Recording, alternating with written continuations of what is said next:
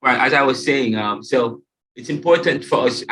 Last week we asked the question, what is Caribbean or what is Caribbean thought and who determines this? And I was saying that who determines this part of that question is a very provocative addition to the question. It's a very critical, it makes the question of what is or who is anything critical and who determines this. And because the who determines is important, especially to the post-colonial thinker. Very important.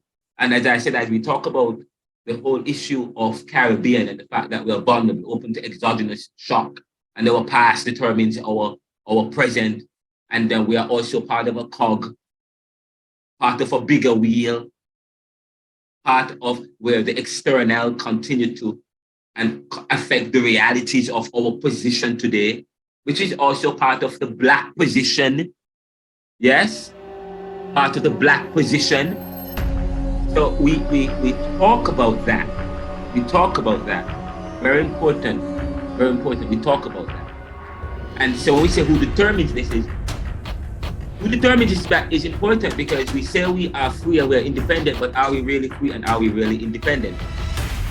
And so today's lecture is very important because it is within a broader situation, because Caribbean thought is not Jamaica thought. We're not just, yes, we are in Jamaica and we're at the Jamaica Theological Seminary, but I want as Caribbean people to not just think about, and especially Jamaica has this kind of American kind of a way about us. We think, well, just as our America, we are still caught up in the broader milieu of exceptional thinking. We're still caught up in exceptional thinking. I was actually one of my professors gave me this magazine to read. Very beautiful magazine.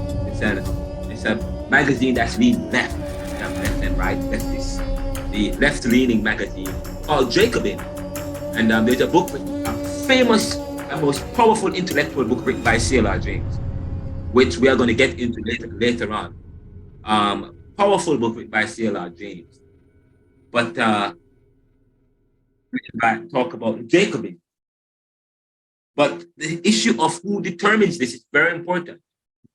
Who determines this? And Bob, I remember who's in the movie Who Shot the Sheriff. Bob Marley says, We are not Marxists and we're not capitalists. And I referenced that some time ago. We're not Marxists and we're not capitalists. We're not Marxists and we're not capitalists. Yet the students in their conceptualization of the post-Caribbean thought, who determines it? Very important, critically. Who determines this? Who determines this? Is it our reality that determines this? So this is important. And not only that, but why is it important? And I'm not even going to say that. I'm not going to get into that. Notice I'm not getting into stuff right now because of how I am. I'm presenting the lecture as if I'm writing. This is the preface, as the summary, as some of the juice that we're about to get into. It's going to be juicy. It's going to be provocative. It's going to be critical today. There's much happening in the world. I happen to be the host and creator of a podcast, a news commentary podcast called Neoliberal. And it's in video and in audio. And we carry some of the lectures. And I had an opportunity to interview for one of the latest episodes of Neoliberal, Brian. And if you guys, some of you follow me, and if you follow me, follow my feed, subscribe to my show, you might see some of this. Brian Concanen, the executive director of the Institute for Justice and Democracy in Haiti, the US-based company. And I interviewed him recently. Powerful interview. And you guys, and we hope, it's not released yet. I did it yesterday, or day before yesterday, but it's been uploaded, but it's because we made it into a production. It's taking some time to be uploaded. Powerful about what's going on in Haiti. And last week, some of you are talking, when we define our countries in Jamaica is the third largest, and there's a sense of pride being one of the leading countries and so on and so forth. But sometimes that's what has dogged us, the Caribbean. That's what has dogged us. This exceptionalism, this competitive spirit. That's what affected in 1958 when we were supposed to have one union. But instead we have all these different countries in the Caribbean because some nationalists they didn't want to share power with the other Caribbean powers. So who's going to lead? Jamaica, Trinidad, Guyana, Barbados, who's going to lead? And the next thing, and of course, the next thing you know, we all have different countries. But anyway, we won't get into that. Those are some of the things we're going to contend for, but we're going to also get into Haiti. Because the Haiti situation speaks to the Caribbean situation. It speaks to the Black position. Haiti situation is a very interesting situation. And I released some breaking news. And I wrote an article as well. I just released an article about summarizing some of the discussions. But it's breaking news about what's going on and also what's going on with Jamaica. Maybe some of you might know what's going on. I want you guys to comment on that news, what's going on in Jamaica as it relates to this news about Jamaica considering of sending troops to Haiti. I call it an invasion because it's an invasion because the people don't want, the people are not inviting anybody. The prime minister is inviting troops, peacekeeping troops, what he called peacekeeping troops, but the prime minister is not democratically elected. The prime minister was installed by the US, by the US, or I call him the coup d'etat. Okay? So it was not, so therefore, if he's not democratically elected, he's installed by some external country, and the Haitians don't want others. So what is that? Is that an invasion? I don't know. I guess we can debate that. But it's happened, so it promises to be great. It's 6:31. We're going to get into the lecture, and we have 17 persons today. It's going to be powerful. So thank you so much for joining in. This is going to be powerful. So we're going to get into the lecture today, and we're going to do quite a few things. And we talk about socialism, and nationalism, but there's one thing we don't talk about: capitalism. Like who can we point to in Jamaica or the Caribbean history that represents the capitalist arm of our development, of our political thinking? And I can think of no other person than Edward Siaga. Actually, I was looking for some news, and a lot of the thinkers that we have on the syllabus are from Trinidad. I was actually, a lot of them are from Trinidad, except I added some people on here. I added Rex Nettleford, who's from Jamaica. He wrote, and he's a theologian, and I added him on the list of thinkers that we need to consider. but I added Bob Marley. He wasn't on the list, but he is a tremendous thinker. We have to have Bob Marley. Music is, when it comes down in terms of what Jamaica has added to the Caribbean experience, thinking experience, the music, reggae music. Music is a much part of our thinking. Music, especially in terms of pop culture helps to shape society. So but music is also influenced by religions and ideologies and consciousness, and what consciousness is behind reggae music. Rastafari, and that's why in Who Shot the Sheriff, and I'm not probably next week or week after next, we're going to play Who Shot the Sheriff, when he says, we're not Marxist, we're not capitalist, we're not but we Rastas. Of course, and many Jamaicans say, we're not Rastas, we're a Christian country. But when he said that, he wasn't saying that as if all of us are, but he was saying that no, we won't be, no one, the external won't define us. We won't be defined by the external, Marxism or socialism. We are a people who we will define ourselves. We will make ourselves. We will have a conception of ourselves, not the external. We are Rasta, and Rasta was something new. Rasta was something unique to Jamaica. There was no, you will not find Rastafarianism anywhere else.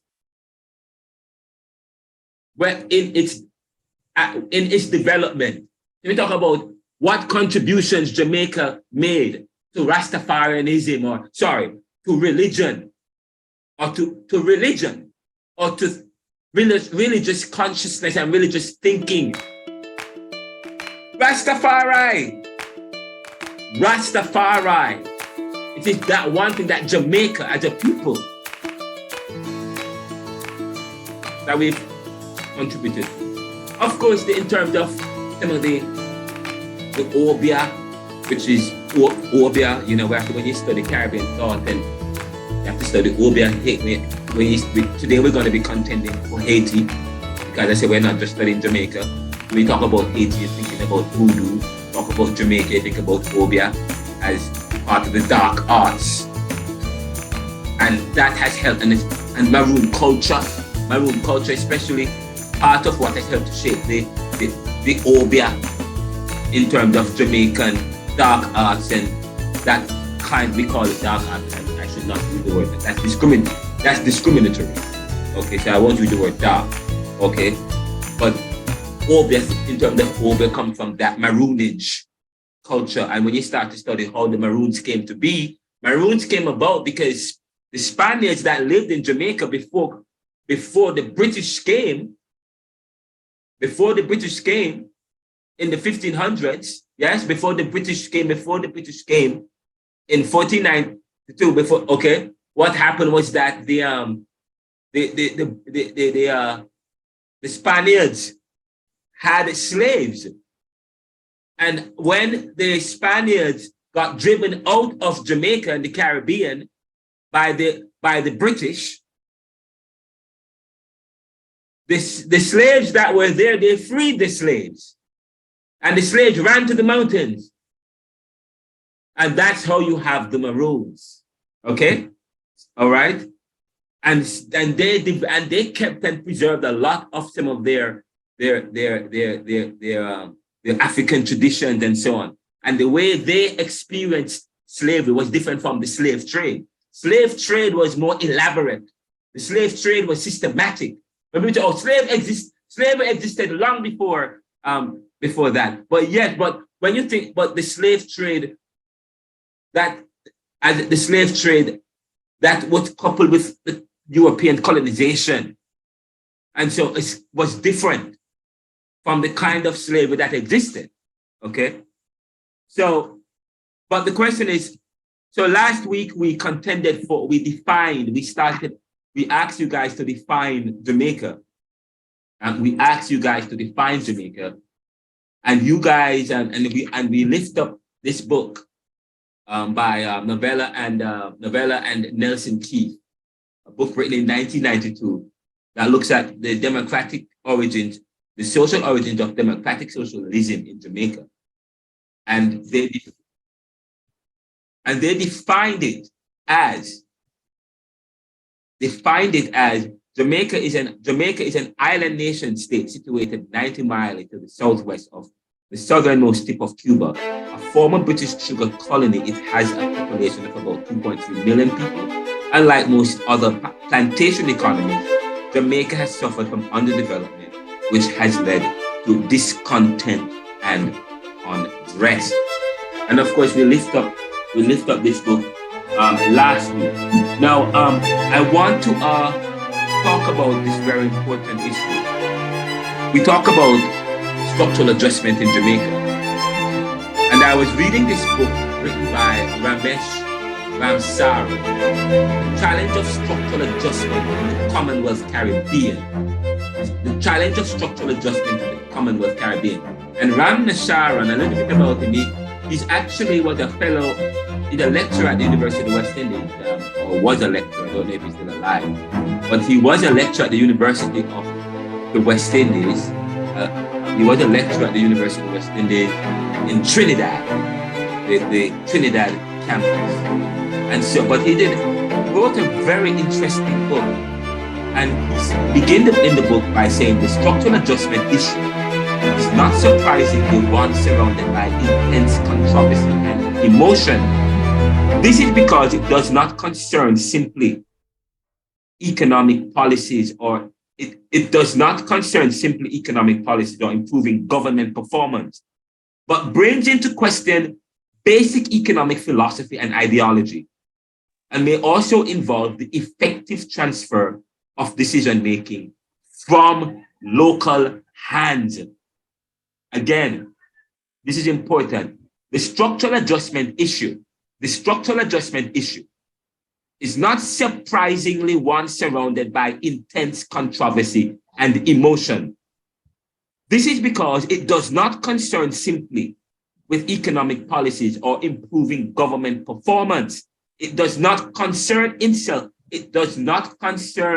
simply with economic policies or improving government performance, but brings into question basic economic philosophy and ideology, and may also involve the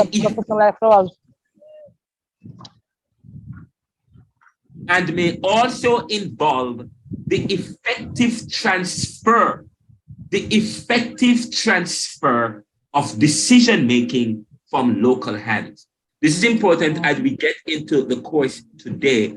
And as group 2, please find that paper that I want you to share from today as we begin this course. This is a Trinidadian writing, Ramesh F. Ramsaran, the book, The Challenge of Structural Adjustment in the Commonwealth. Many Caribbean islands and West Indian countries got independence in the 1960s, early 70s, excluding Haiti. But when they got independence, it marked a very significant period in Caribbean history in terms of this drive for independence, for self-government of the people, by the people, for the people. It was a very significant period in the history of the Caribbean, as one after the other, these West Indian countries became independent, own government. Yet many of them retained the Queen as their head of state. But by the time they got independence,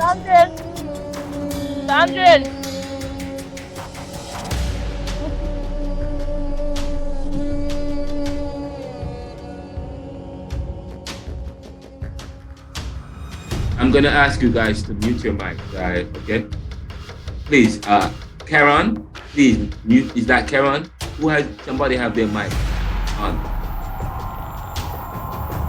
But by the time they got to independence, they were a government by the people, of the people, for the people, so on and so forth.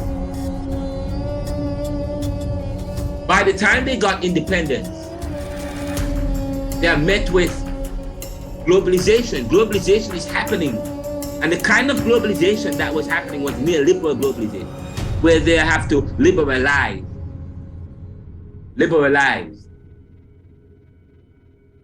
They have to open up their economies. They have to employ or apply strategies where they have to open up their economies. And it also meant changes to their exchange rate. They have to change their exchange rate, the currency value, and so on. By the time the 1970s happened, OPEC happened. And many of them, because they employ welfare policies, instead of developing their industrial capabilities, instead of developing the capital intensive capabilities, and many of them employ socialist capital, because you're coming out of the 1950s and you see the experience of the whitening and the browning and so on and so forth. So, they were, according to some people, that's what happened. And so by the 1970s, they don't have enough money remain. Not much money was left in the 1970s. So OPEC happened. OPEC raised. There was an oil crisis where OPEC reduced oil production, and when you reduce supply, it raises prices, and because demand can meet supply, and that affected Caribbean countries, and so now they have to be borrowing money, going to the IMF, and that was perfect, because who runs the IMF and these banks? Big banks, the IMF, IDB, World Bank, that was developed, as they said that these banks were developed to help to help bring modernization and prosperity to these countries, to bring them, but also what was also to Americanize the Caribbean and many of these places.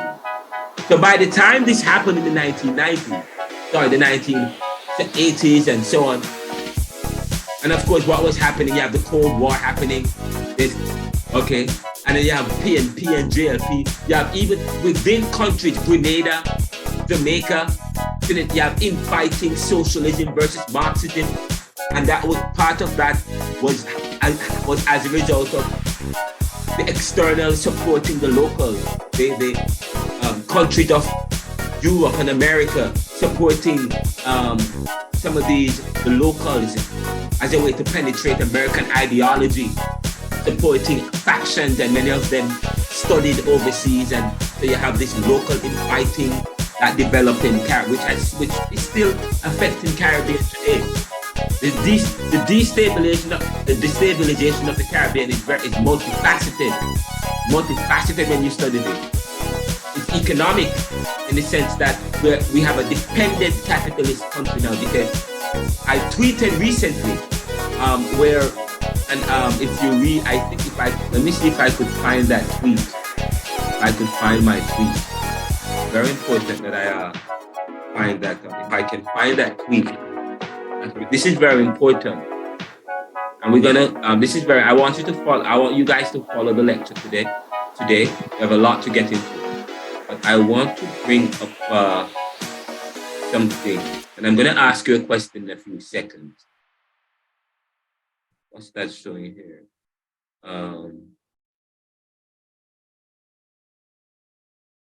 I asked in a tweet earlier.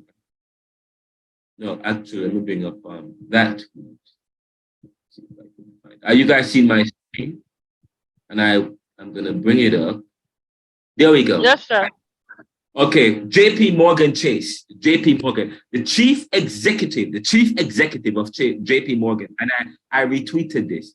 The chief executive, Jamie Dimon, said that, Jamie Dimon said that a default on US debt, a prospect the country faces, unless its debt ceiling is raised by the government, would be potentially catastrophic in an exclusive interview. Why am I talking about debt and default? I'm not talking about US, but here is a JP Morgan Chase talking about debt. When a country defaults on its debt, it is potentially catastrophic.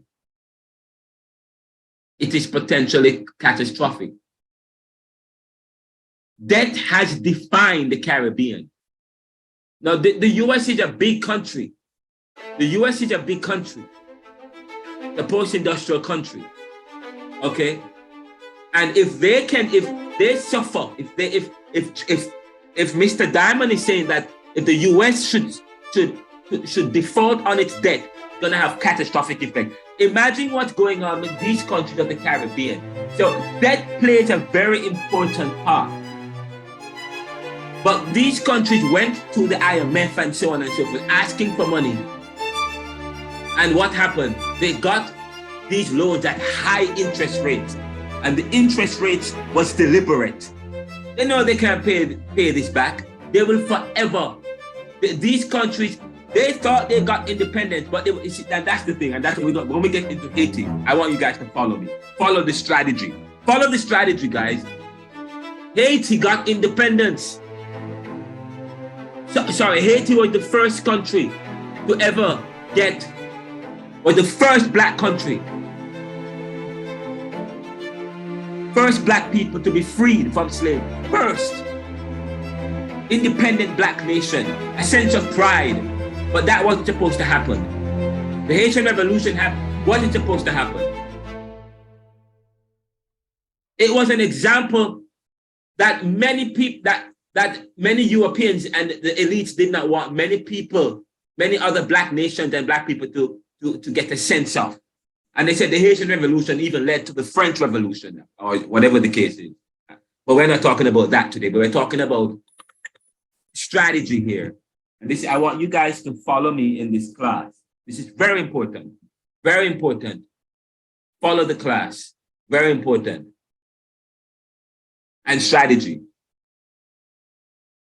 Haiti got independence. And we're going to play I hope like we can play the interview today. And when they got independence after the Haitian Revolution, they were freed. They didn't get independent. They took their independence. They took it. They didn't get it. They took it in 1804. But can I tell you right after that? Because of that, they said that the French did whatever deal they made, the French ordered them to pay billions of dollars for taking French land, which is ridiculous. It's their land, the peoples of Haiti's land, but they said that it's the French, and for years, and Haiti did not pay back that debt until in 2000, and that's one of the reasons that has had catastrophic effects on Haiti.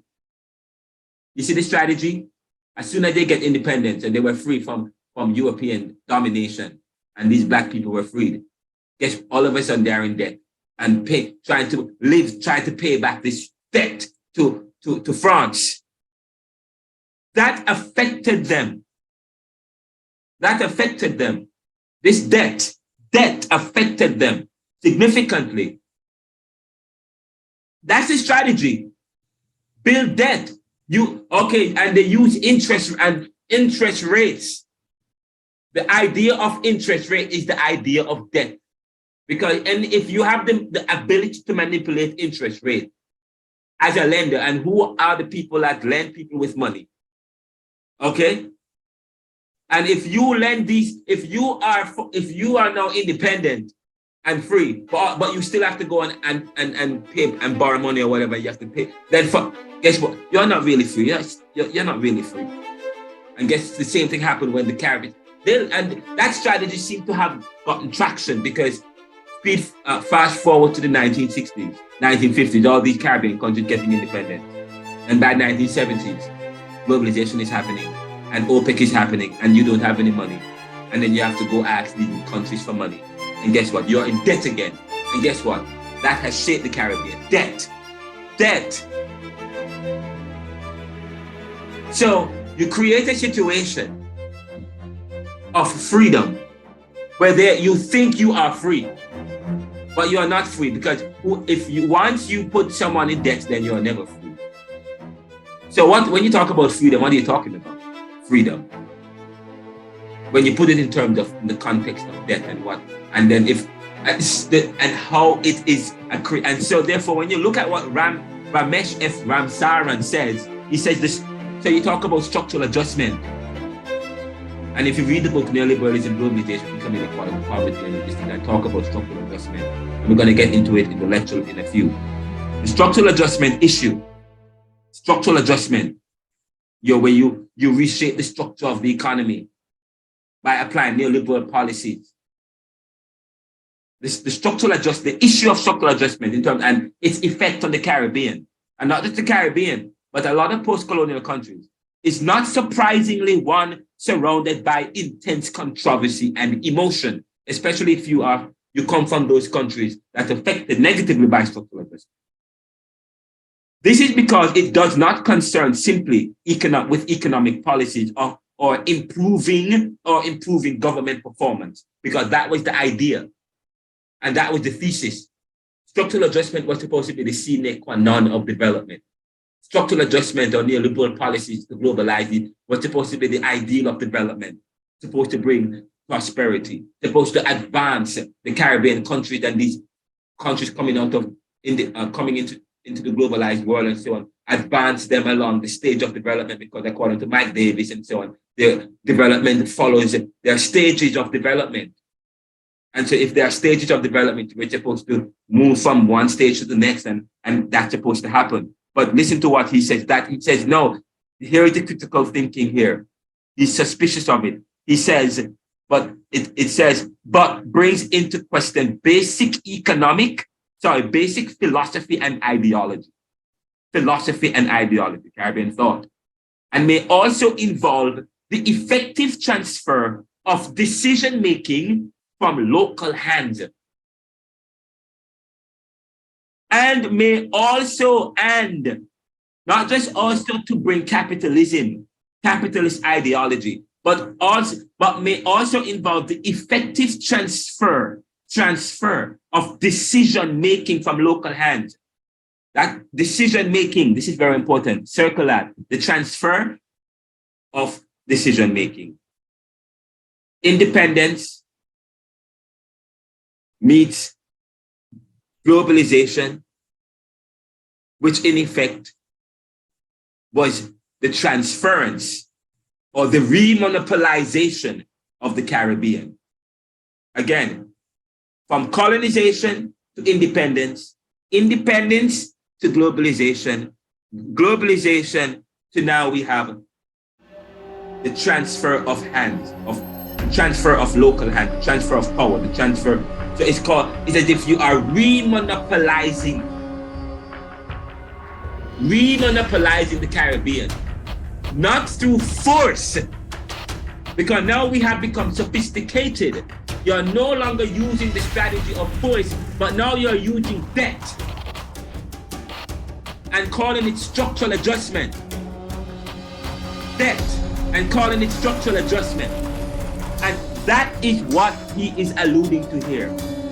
Debt and calling it structural adjustment. And this was what, and this is Ramesh F. Ramsawan. And it was important for me to begin there today. Very important as we delve into the course Caribbean thought. The next thing is, as we delve into the course, I want to lift up something from the course outline. The course outline, I said that the course surveys the history and philosophy of the Caribbean. And I say to you in Ram Naresh's book, which was written in 1992 and published in New York by Prager Publishers, according to the book, he says, the structural adjustment issue brings into question basic economic philosophy and ideology. And I say to you, when you look at the course outline, I say to you, the course surveys what? What did the course surveys? It surveys history and philosophy of the Caribbean. History and philosophy of the Caribbean. And the ways in which the Caribbean has emerged as a society in the shadow of colonialism and emergence of neoliberal globalization. And the question and the answer to that is, how have we emerged? We have a dependent capitalist country, or in a sense, a modernized form of colonization. a modernized form of colonization. Because if colonization, as I defined 2 weeks ago, is a process, a systematic process of control, where it strips away your individuality. It strips away any power of your power, in a sense, your identity. Then I say to you, based on what we are reading so far, of all the thinkers, Dale Johnson and Ramesh Ramsaran, V.S. Naipaul and Homi Bhabha, Fidel Castro, that we're going to visit, in a sense, and critical thinkers like Foucault, and that's helping us, and Gramsci in his prison, that it's helping us to situate our thinking.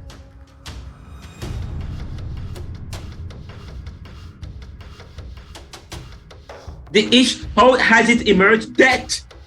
Debt has shaped the Caribbean. The issue of debt. The issue of debt. Debt burden. Debt has, and when you are in debt, I actually published an article about several weeks ago, and you can find that article in the Neoliberal Journal of the Neoliberal Corporation website. So I wrote an article talking about another article that was published in the BBC, talking about people of the Black and brown people and people from Caribbean diaspora who are living in the UK, who are struggling to navigate life and who are debt burdened, and how they now have what they call it debt mentors.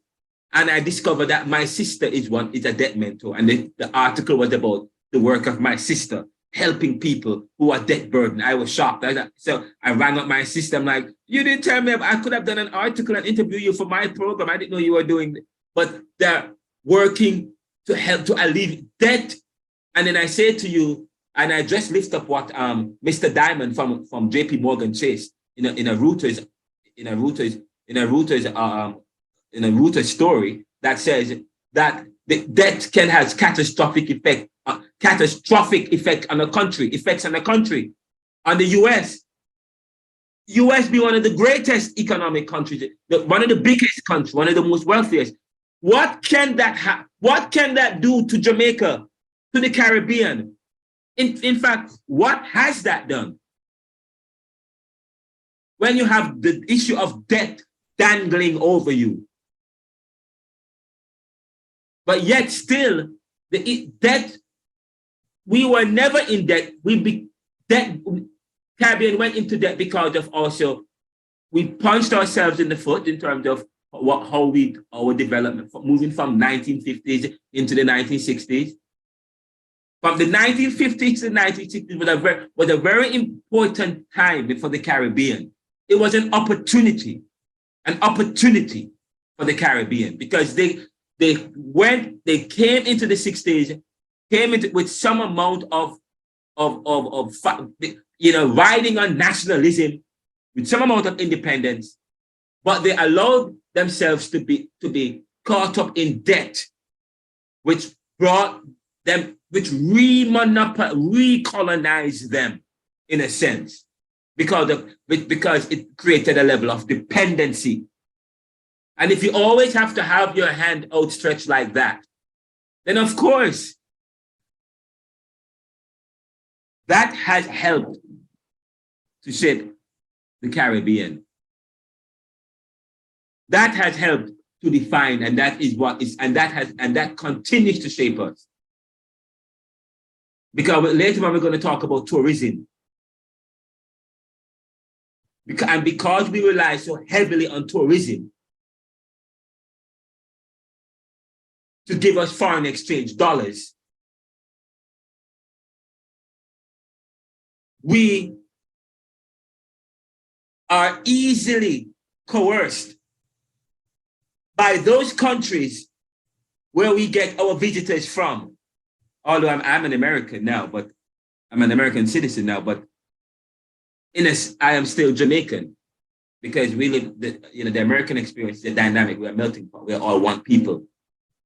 I believe in oneness. We are all one people.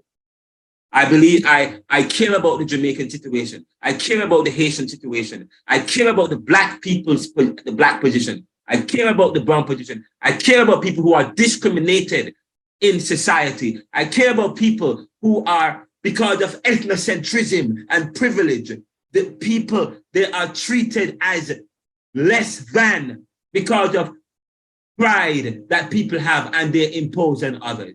And it creates a difficult experience of living and a difficult experience of life. So yeah, I care about all of that.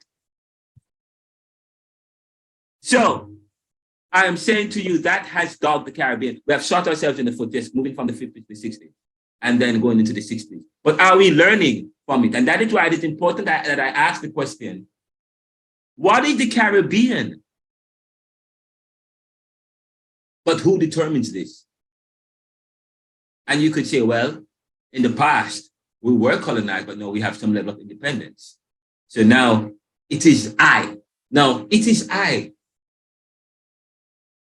And you always hear the Rastas talk about the I and I. The I and I. It is the I. And people think that that's so selfish. What are they talking about? When you start to study with post-colonial man who has been colonized and his inability to identify the I, he's been emasculated, or the woman can't be a woman or a mother, and so on and so forth. The I and I is important, recognizing the importance of the I, the power of the individual who has been depersonalized, which is the definition of colonization according to Frantz Fanon in Wretched of the Earth. Depersonalized and whose identity have been stripped away. Okay, but this is an important, it's important to know who determines this. And I say to you, is it the I? No, it's not necessarily the I, because it's still being determined for us. Still being determined for us in the sense of, death, and somebody said in the class last week, no, why do we always have to think in terms of in terms of economic, in terms of economics? Why do we have to think in terms, and I say to you, the day when they invented currency, the day when the world invented currency, was the day when you start thinking in terms of currency. And probably that was also a strategy, because whoever have most of the currencies have power. It's quite interesting. Now, so that is the introduction to our class. And so we are moving from that today, moving into something else. We want to continue. We said that the course, Caribbean Thought. So we look at history and philosophy of Caribbean and the ways in which the Caribbean has emerged as a society in the shadow of colonialism and the emergence of neoliberal globalization. The Caribbean Thought examines the central ideological current of 20th century political thought in the region and covers broad topics such as colonialism, nationalism, that's what I was trying to find. My book by Eli Kaduri. Eli Kaduri provides a definition of nationalism, which I love, and I don't have it. I don't have it. It's in my book, Neoliberalism. I wanted to bring it directly from her book. It's somewhere around here. I find it, but Eli Kaduri that wrote about nationalism. But as I was saying, so I said it examines the central ideological current of 20th century political thought. I'm going a little bit further than that, but 20th century political thought. That has helped to define Caribbean and covers broad topics such as colonialism, nationalism, Pan-Africanism. The students define Pan-Africanism, socialism, Marxism, feminism, democratic socialism, neoconservatism. Some people would define Edward Seaga as a neoconservatist. Neoliberalism, globalization, deconstructivism. We haven't defined that yet. We have to define deconstruct. But when you hear deconstructivism, you're deconstructing, you're unpacking something. Yes, it involves that. So we talk about deconstructivist history. In other words, you're revisiting history, you're unpacking it. Because if we say that history is a result of human nature and circumstance, yes, and and and that and that and that and the post-structuralist like Michel Foucault talks about institution and how they are created within society to maintain a particular knowledge of that history steeped in human nature. Of course, there are people like Stephen A. Smith and say, okay, so what? You know what I mean? There is no so what. Because then you begin to start thinking about your reality in the world. And I say the course looks at critical race theory, it looks at strategy. Strategy is important. When you start, strategy is important because I talk about strategy, the strategy of remonopolizing, of redominating, of looking at power. We're talking about maintain position in the world, privilege in the world, status in the world. So there's a strategy behind maintaining positions in the world. If we live in a competitive world, then competition is a strategy. If we live in a human race that is based, if we have racial, and I talk about that in the last, if you listen to the summary, racialized thinking. If you think in terms of race, and by race, I mean not in terms of one race as a human race. If you think in terms of a black race, a white race, and so on and so forth, then this kind of thinking suggests competition between races, which also suggests strategy. So therefore, you have to now study strategy. If your position is based on strategy, which appertains or continues today.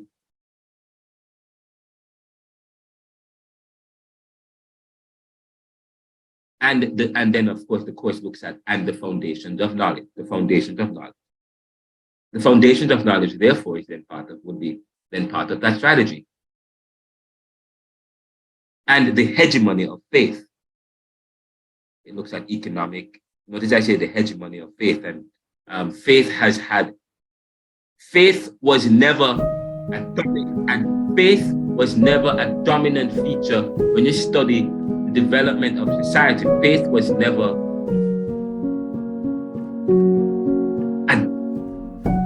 a dominant concept or tradition when you start to study from Mesopotamia all the way up, or Samaria into Greek, up with the Iliad, so on and so forth, Persia, Egypt, whatever. I mean, well, until you get to a certain period, then you start to find. But there was no hegemony of faith in terms of. But even when you start to move into the Greco-Roman world, the development of Rome and Caesar start to dominate it, the Roman Empire, and then the church and Ignatius and others thought, oh, let us develop some credibility. Credibility is important, reputation. So the church developed Roman identity as strategy to develop or to extend their dominance, especially as people compete for dominance over other religious ideologies. So,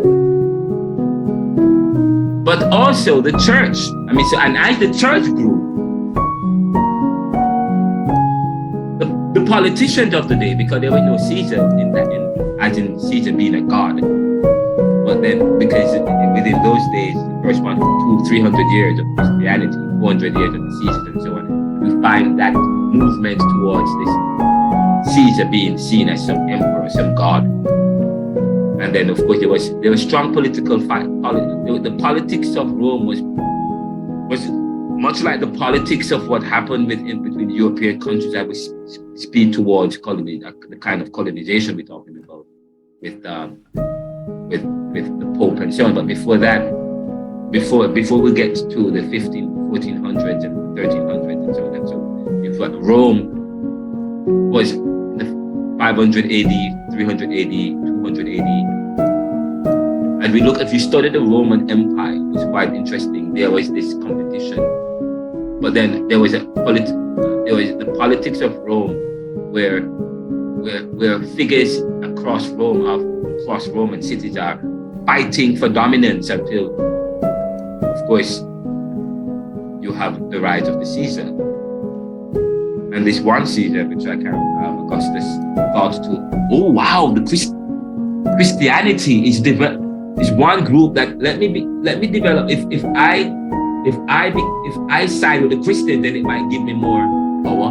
So you find that also there's a quid pro quo, so to speak, a marriage between the two, where both saw that they could develop credibility and prominence and reputation. So when we talk about the hegemony of faith, we talk about within the Western civilization, because it is this hegemonic faith that helps to provide a justification for slavery. And of course, we're going to talk about economic inequality and poverty. Now, among the thinkers and works that will be considered throughout the course are Marcus Garvey. Now, Marcus Garvey is Jamaican. George Padmore from Trinidad. And George Padmore he was a journalist, George Padmore. I think in the 1920s, and he was a socialist, was a Marxist. Most of these guys are Marxists or socialists. And so when we talk about socialism, Marxism, it's very important we talk about that. We understand. I mean, okay, talk about socialism, Marxism. Who are the people who are behind these thinkers? So when you hear me talk about Karl Marx and so on and so forth, Trotsky, Frantz Fanon and those people, comes out of all those thinkers help to shape Caribbean thinkers. C.L.R. James, same thing, socialist. But he's also Trinidadian. And I'm going to talk about C.L.R. James in the course today. Very important, because as we start to think about Haiti and what's going on in Haiti. V.S. Naipaul, Foucault, I reference Foucault, post-structuralist, Frantz Fanon. We have been talking about Frantz Fanon, Walter Rodney, Fidel Castro, Michael Manley, all those people, Edward Seaga. And Edward Seaga is important. Now, the students in group 2 wrote a paper, which I will get to. We're going to get to it. But before we get into it, we're going to take a quick break. But before we get to the quick break, there is a question that there is a poll in LinkedIn and on Twitter. There is one on my Twitter page going on right now. And where is it? There's a Twitter. Where is that Twitter page? No. Let's come out of that. Okay. All right, guys. And you guys can have this discussion. We're going to take a 10 minutes break. You guys can have this discussion among yourselves. Group 2, get ready to get the paper that you guys did. I want to see that paper that you did. Get it ready. I want to see that paper that you guys did. We're going to discuss it real quickly. We're going to get into Group 2's paper just briefly. And then after we get into it, we're going to move into the lecture some more. But I want to get to Group 2, get your paper together. I want you to share I want you to share from your paper.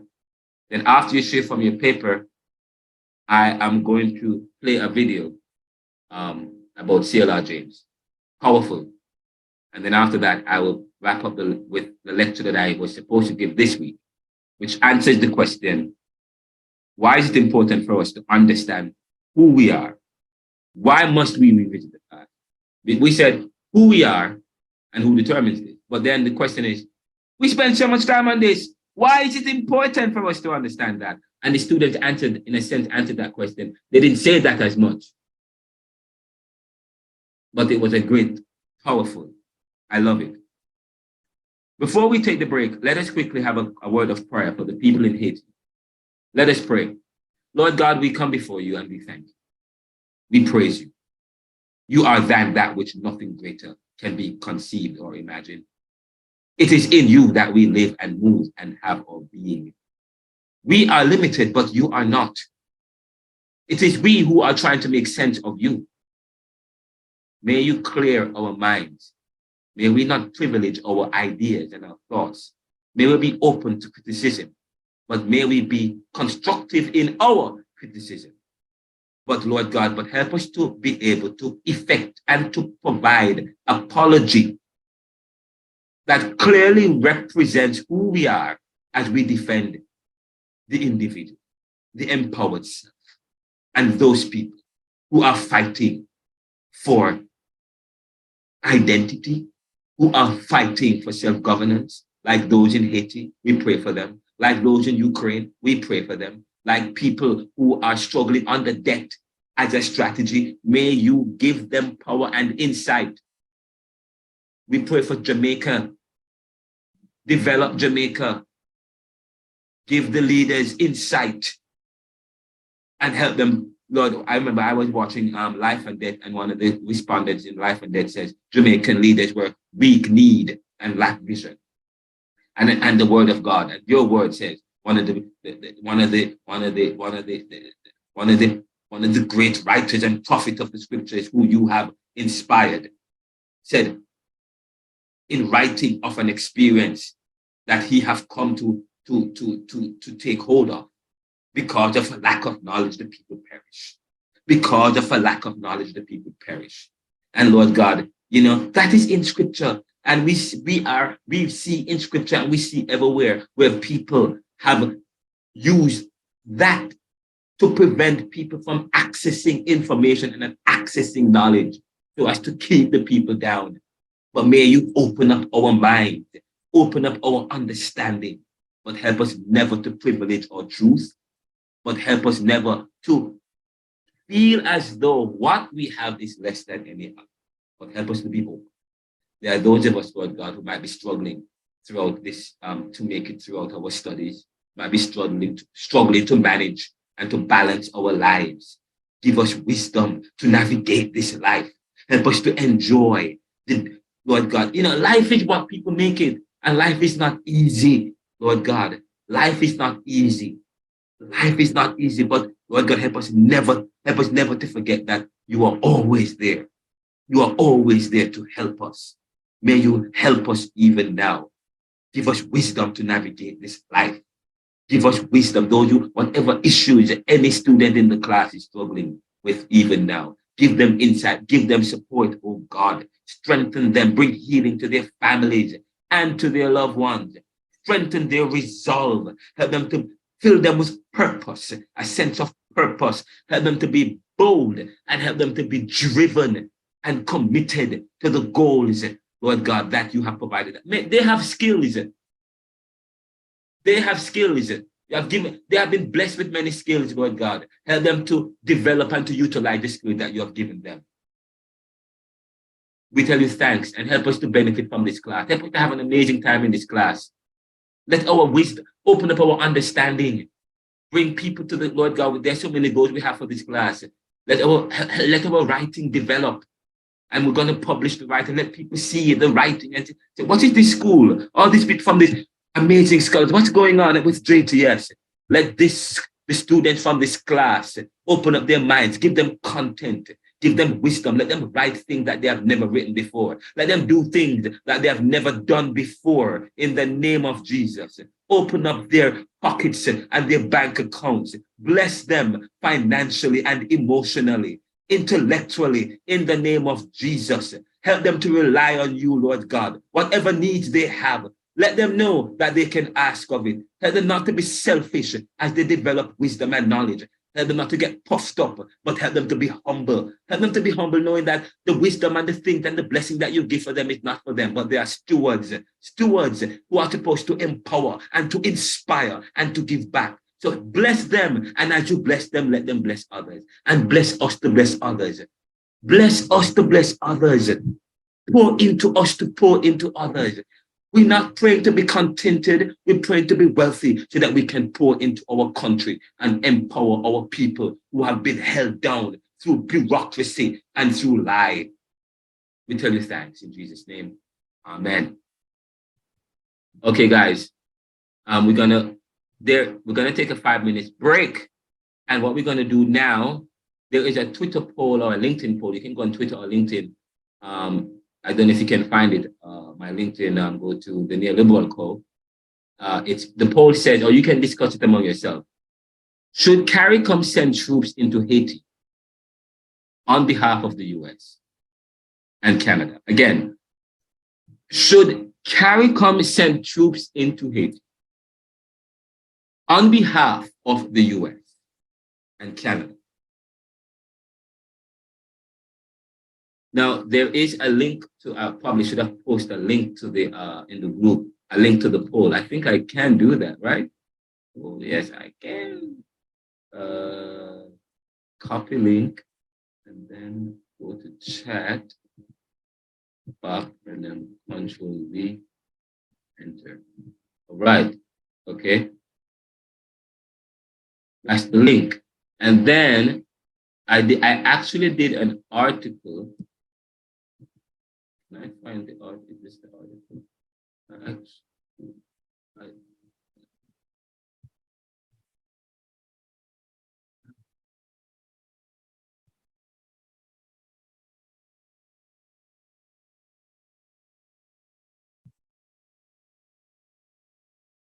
That's not what, okay. You can find the article. I actually did an article. I'll find the article in a second. I was trying to find the an article. It's called the Neoliberal. We're gonna take a quick 5 to 10 minutes break. In the meantime, you guys can participate in the poll. I sent it to you guys. If you go to the neoliberal.com, Control C, there is an article that I wrote. It said also it's going to be published. It may be published in the Gleaner. I submitted it to the Gleaner, along with several other articles to be published. But it's published in the neoliberal journals, and it's called the Neoliberal Groundbreaking Interview with Brian Concanen on Haitian Justice. It's breaking news. It's breaking right now. It's a breaking news story that we obtained at the Neoliberal Corporation. With evidence, with an evidence of what's going on with Haiti and the Haitian people. And because we study Caribbean thought, we're going to situate our ideas. We're going to situate it. We're going to provide context and background. We're going to provide evidence and what's going. We're going to look to what's going on in Haiti, in the Caribbean. Haiti, usually I'm not as involved in pointing these things, but because we're studying Caribbean, I wanted to leave you guys to be, we are from. Sorry, you guys are from Jamaica. We are from Jamaica. We probably understand what's going on in Jamaica, but what about what's going on in Haiti? What's going on in Trinidad, Barbados, St. Vincent and the Grenadines, Guyana?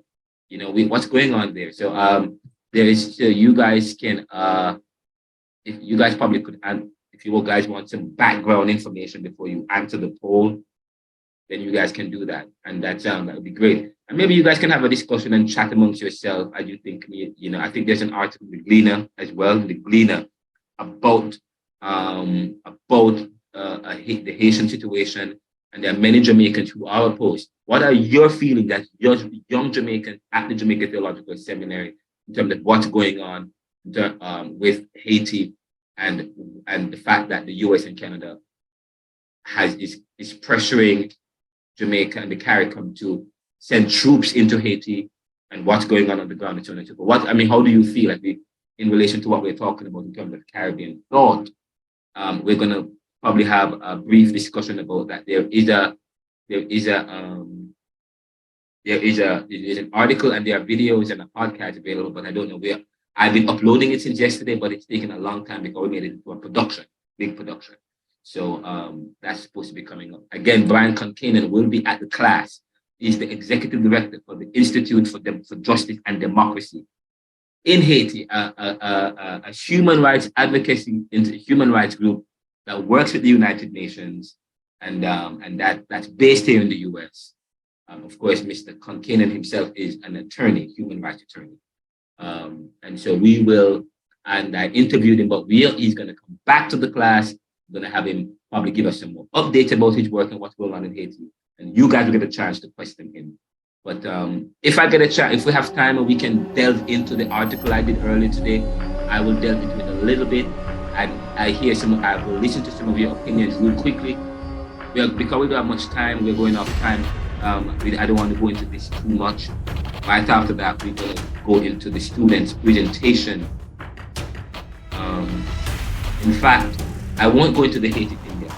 Do the poll, but I won't go into the Haiti thing yet. I'm going to go into the presentation of Group 2. I'm going to have Group 2 share briefly, and I'm going to ask Group 2 a question of tell me the question I asked you in the email. And then we're going to discuss that question just for like 5-10 minutes. Then we go into the presentation from the Haiti situation, what's going on in Haiti, and my interview with Brian. And then we conclude with the lecture. All right, that's what we're going to do. That's good, that's perfect. So we're going to take 5 minutes. We're going to come back at 6:35. I want you to spend some time. Maybe some of you, the group might be looking over the group presentation. I want to give you some time to do that. And also, sent it where, sir? Sent what? What's that? You mean the group? No, I asked the group 2. Patrice had sent me the group paper. Oh, the poll, I texted it to you guys in the group. You see it right here? You didn't get that? You guys didn't get the really? That's weird. Let me do it again. Copy link to tweet. It's a link. It's probably going to take you guys straight to Twitter. If you guys don't have Twitter, you may not be able to participate. So maybe what I should do then is tell you what. Maybe I should create one. Maybe I should create one right here then. So let us get out. Sir, the link isn't coming at all. There's no message from you. Oh, really? Oh, wow.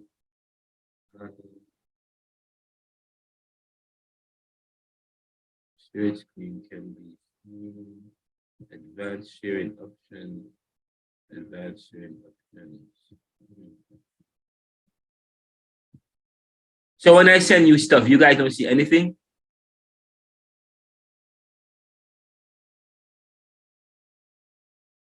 Huh? Where are you sending it, sir? Depends. When was the last time you sent something, sir? Is it in the WhatsApp group? No, in the chat. Or in the nothing is there from you. Nothing. All right, I'm going to send it to your email. Okay, I'm going to send it to your email, okay? Oh, that's, let's copy link to tweet. Let's do this. Let's minimize. Let's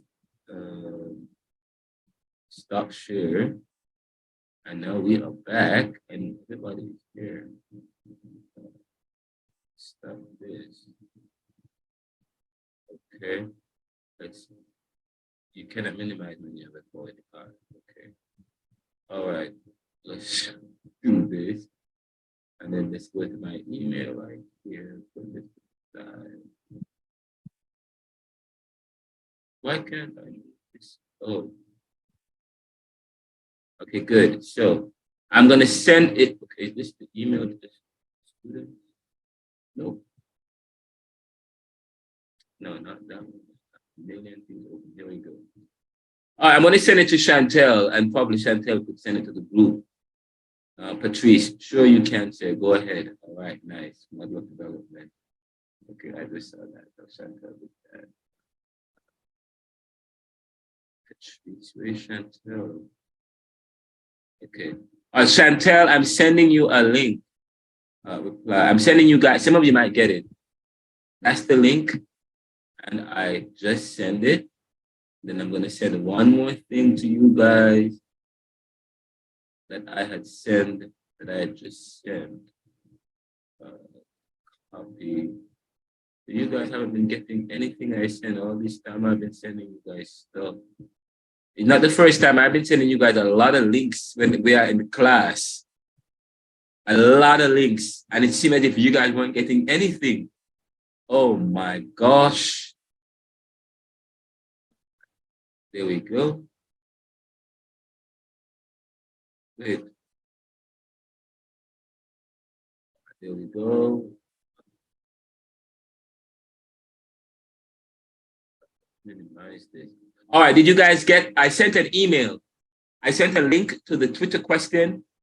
And probably you guys can discuss it among yourselves. Group 2. I think I found the two. Group two, you can, okay, I think group two, where is group two here? Group two. Here we go. Group two.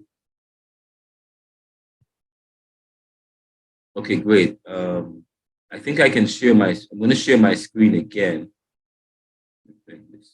Oops.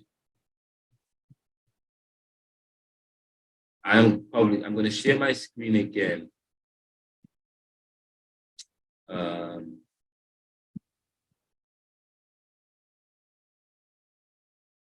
Let's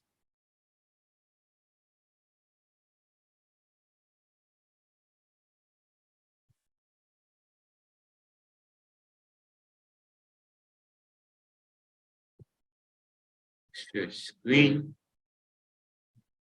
Share. All right, I'm sharing my screen. Now I'm gonna bring back up the email.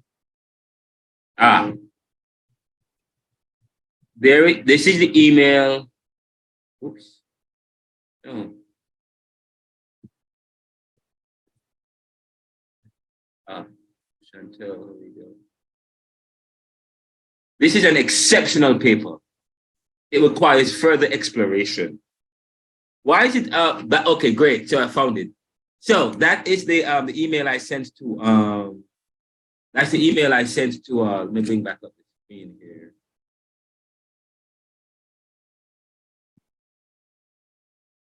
This is the quite exceptional, quite powerful, man.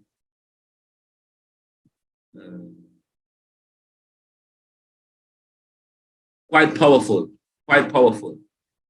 This is an exceptional paper. It requires further exploration. Why is it necessary to define Caribbean thought by revisiting the past? Why? The paper contends for and promote a dynamic Caribbean. The paper that Group 2 wrote, the paper, it contends for and promotes a dynamic Caribbean that is mixed with other identities. Yet, it states that some gets lost in the overlapping because it talks about European, it talks about European, African, and American identity. European, African, and American identity. Quite interesting. And the interplay between, but there's also indentured servitude that also, especially some other Caribbean islands, after slavery, you have indentured servitude. We have a lot of people from India and China coming in that create, even for some Caribbean islands, further mix up. But I asked the question to Group 2, the paper contends for, the paper contends for and promote a dynamic Caribbean that is mixed with other identities.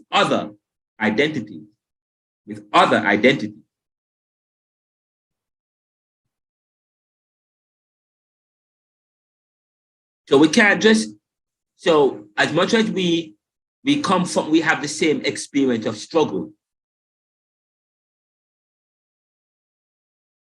There's some Caribbean experience don't start from slavery. Some start from indentured servitude.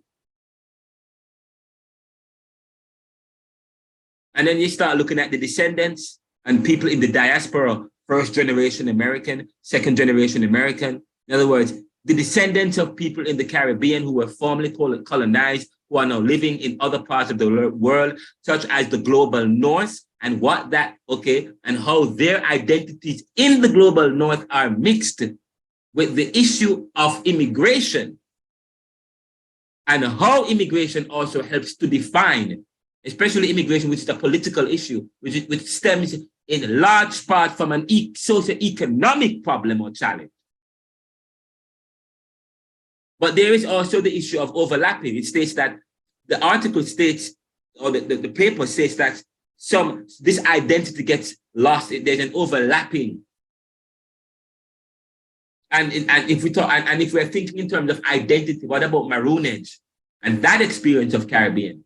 Which people might thought, oh, that's probably small, a small microcosm of Jamaica. And of course, the American influence, and of course, the 21st century now with the pop culture and the rap culture and BET Entertainment.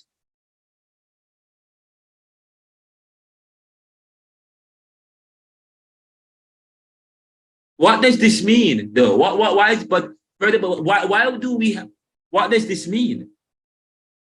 And lastly, what have you learned about Caribbean identity? What have you learned about Caribbean identity and Caribbean thinking from this exercise? Which I just answered some of it. Oh my God, I should not have. Oops. What have you learned? What have you learned about Caribbean identity and Caribbean thinking from this exercise?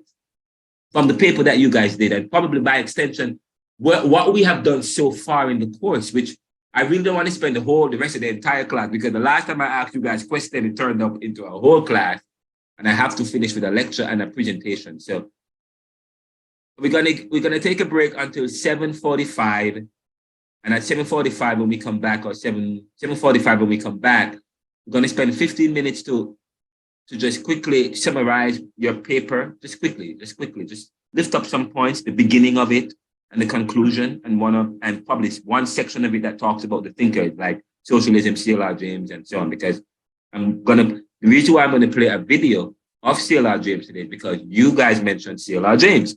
And since this course looks at diverse thinking in the Caribbean, well, and you guys introduced me in your paper, well, might as well introduce C.L.R. James. And since talking about C.L.R. James also talks about a very important history in defining Caribbean today, which is the period of the 1950s to the 60s, and even this guy, they went further, starting from the 1930s, actually, the 1930s and into the 40s. Some people start from that time. And while this guy, this guy from Trinidad, where did he start? He started from the 1980s. That's when you start, the 1980s now, that's when you start to talk about gang warfare and tribal politics in Jamaica. Oh my God. But they're talking about Trinidad right here. Okay. And then Walter Rodney was an important figure.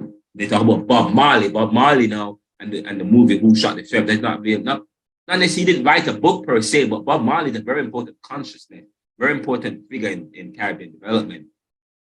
When you talk about, I don't know, I don't think you might have mentioned Bob Marley, Jimmy Cliff, Louise Bennett, Rex Nettleford,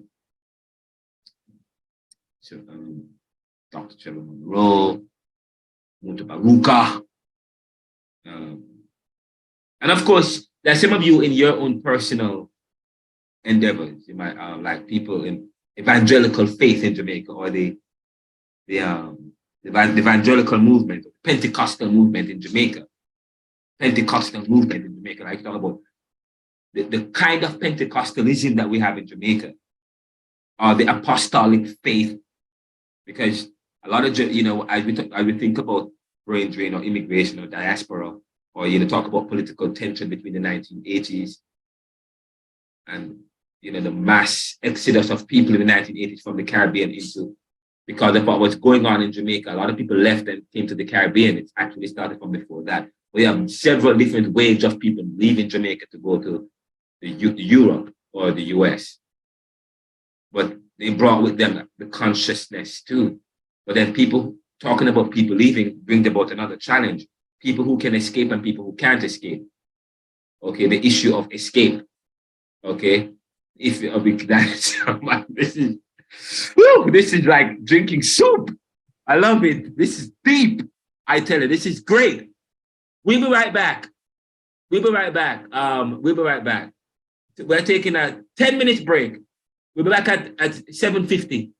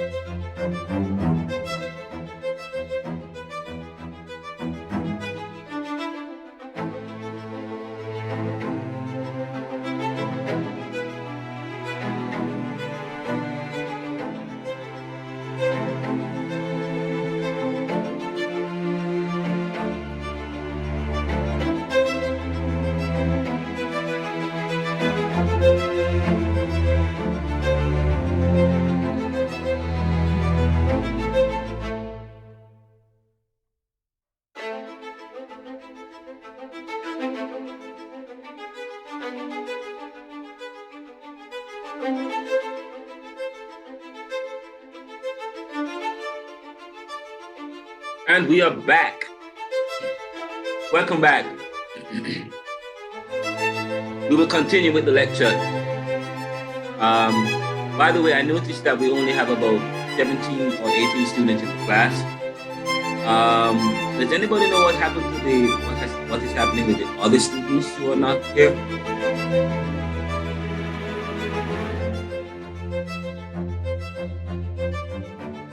I guess I need to reach out to them. I need to find out what.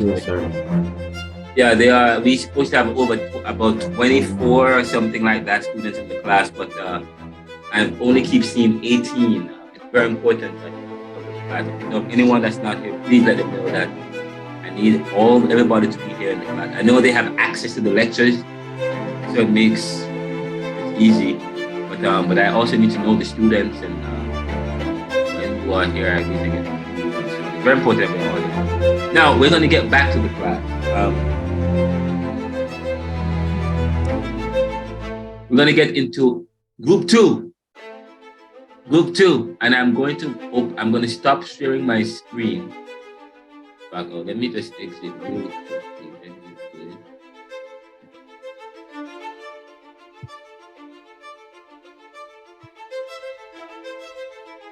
I'm going to exit that. Group two, you guys did an exceptional job earlier. Patrice and group two. And I said for group two, the paper, probably I can bring up the paper.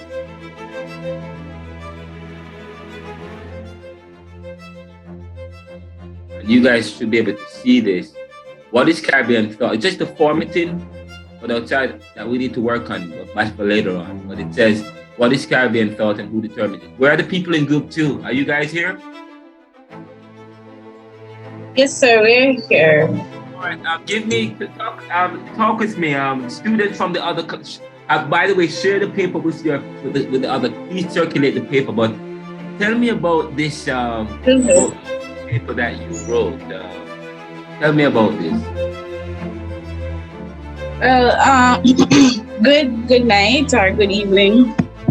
I need to see the. So basically, I need to see you guys. Okay. Okay. You seeing me? I can see you now. Yes. Okay. Perfect. So, all right. So basically, what group two really dive into is really because Caribbean thought is, as we mentioned in our paper, is so dynamic, and the whole issue that surrounds it. So we delve really into the external factors that determines Caribbean thought. We understand the intrinsic factors is important as well. However, we didn't really focus on that. We focus mainly on the external, such as nationalism, Pan-Africanism, Marxism, and all of, and how it has really changed the trajectory of Caribbean people, and how it has, and how much of what we have been through. And something that we have mentioned in the paper is that a lot of who we are right now is based off what we have experienced, or experiences, what we have seen in our culture, what is modeled before us. So this is definitely played an integral role in our development as human beings, as Caribbean individuals, such as even Stuart's all perspective on being and becoming. It is an ongoing process that requires us, in order to become and to adapt to a new reality, we have to become someone else. And a lot of times, based on what we have gone through and all the barriers and all the inequality and all of that would have somehow hindered us from going into that another level or another dimension of who we are.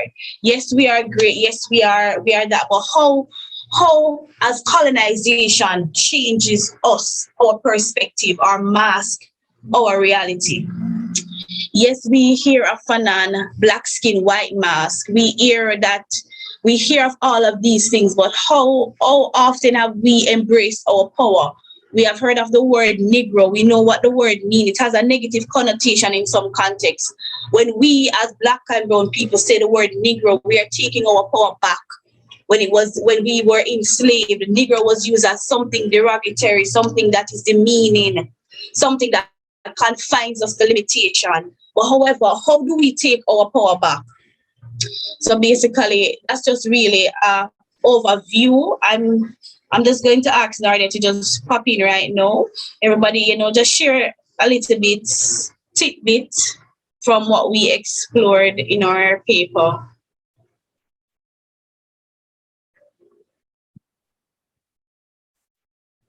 You're here, Nadia?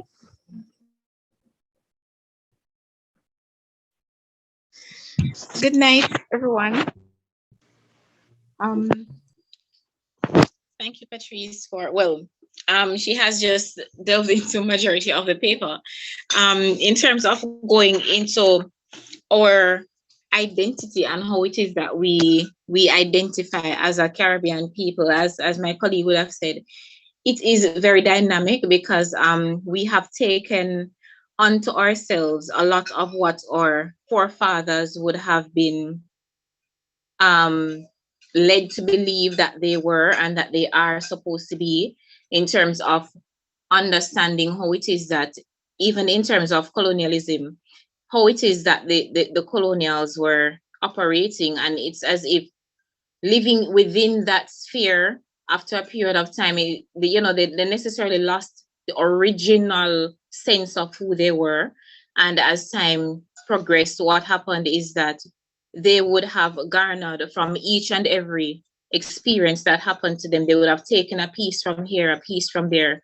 And so what we have realized in our studies is that coming to who we are now, we have to go back to dissect the different parts that have made us who we are now, that have come together to form who we are, as if we are a jigsaw puzzle.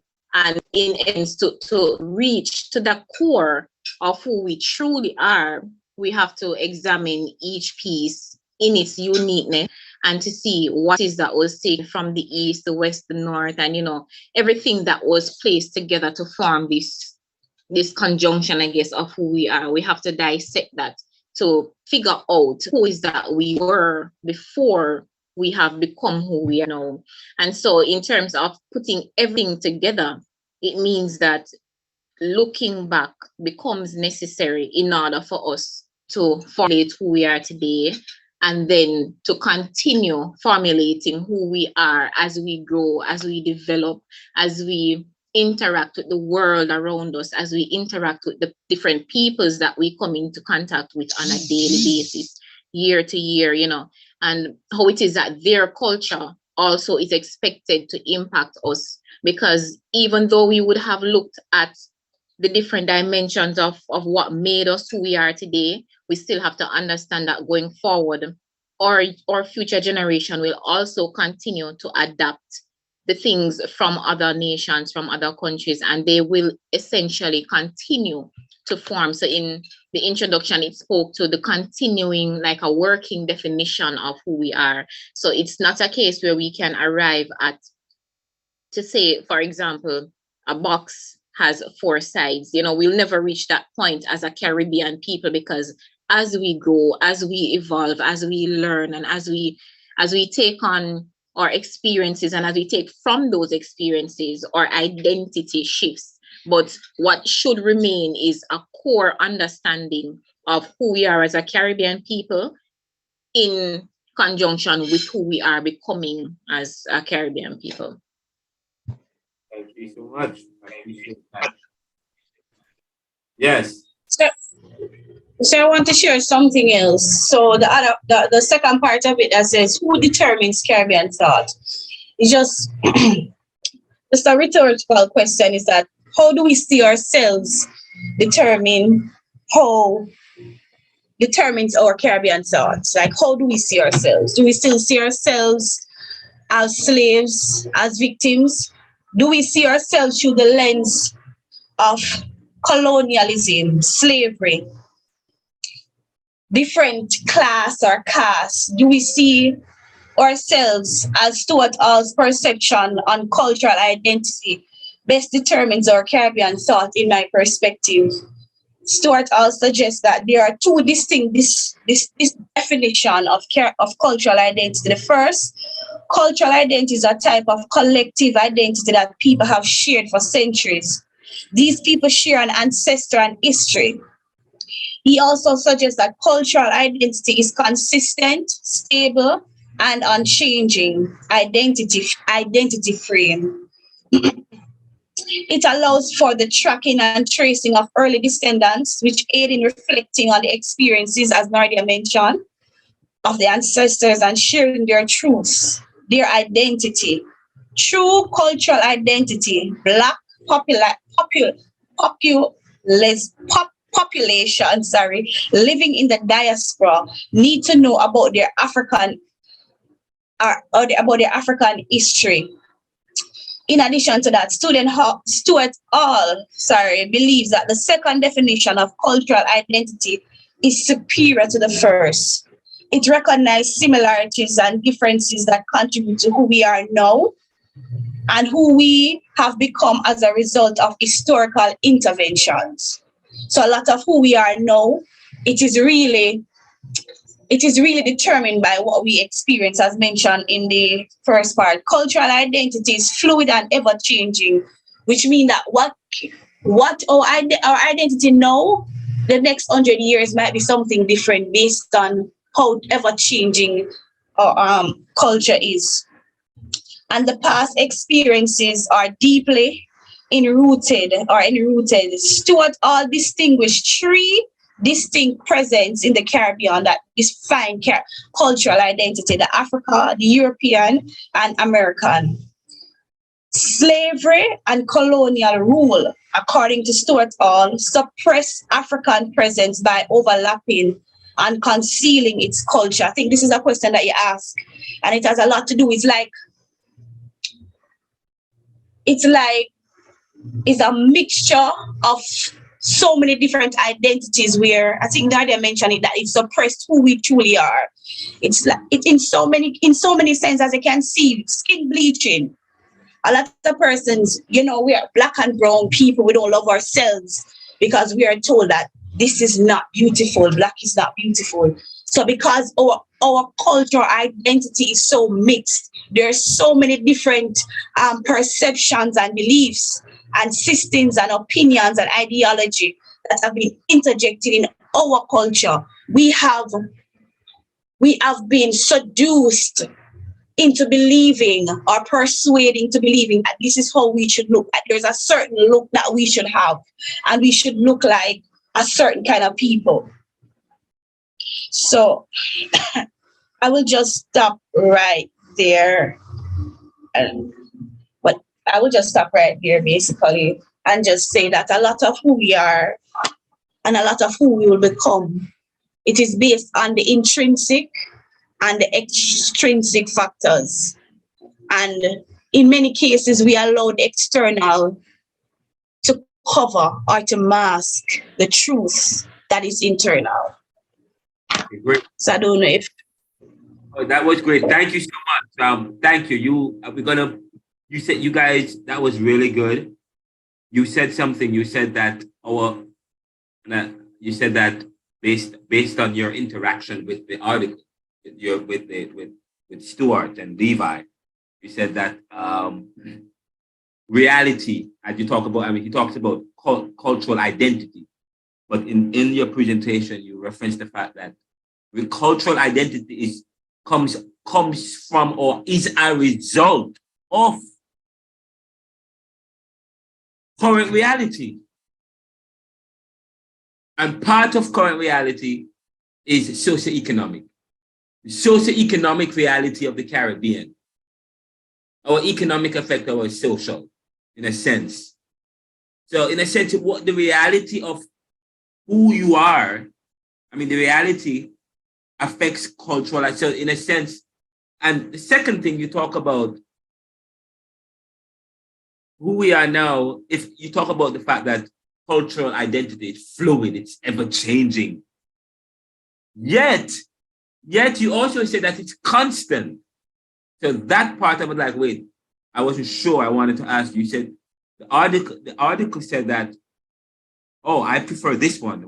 I prefer this one. The second part, I prefer it's this one.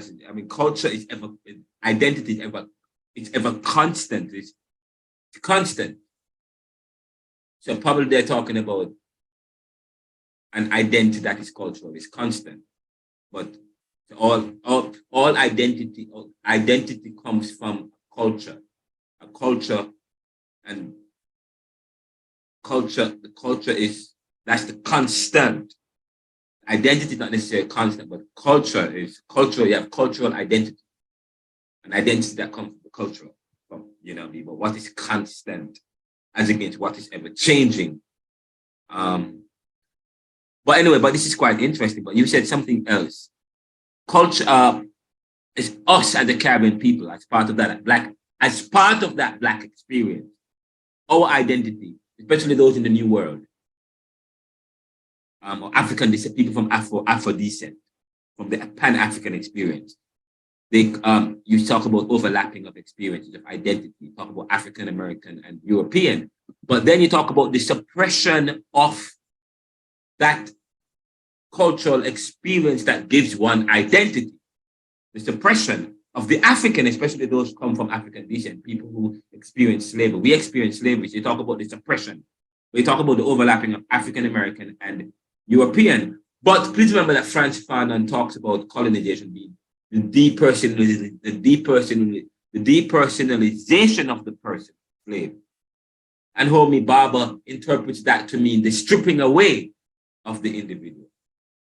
And if that was true, that is true, that colonization or slavery represented that, the depersonalization of the individual. And we are part of that experience today. We were stripping away of the person, of the person. That's part of who we are. So depersonalization. So that's quite interesting. So that you ask who we are today is part of that stripping away. And does that continue today, that stripping away? But that was quite powerful.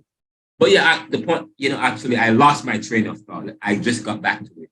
I wanted to make a point, the depersonalization or the stripping away, the way in which the plantation society was arranged. People from different tribes were mixed up. People were deliberately put in different tribes.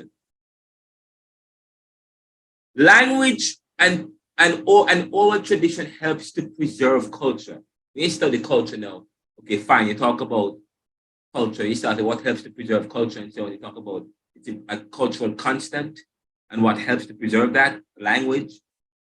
But then we were cut off from language. We don't speak that African part of us that was cut off, but there's still this African rhythm, the accent. The accent is not European. We still speak with a kind of an accent, I guess, but we don't sound African in a sense. But sorry, let me say that again. Sorry, I'm having trouble connecting to the internet. It looks like an issue with the router and echo device, so try restarting them. Unplug both of them, then plug the router back in. Wait 30 seconds. Once the router is back on and connected to the internet, plug in the echo device. Okay, thank you. Thank you so much. I didn't need you, actually. I wanted you to stay on.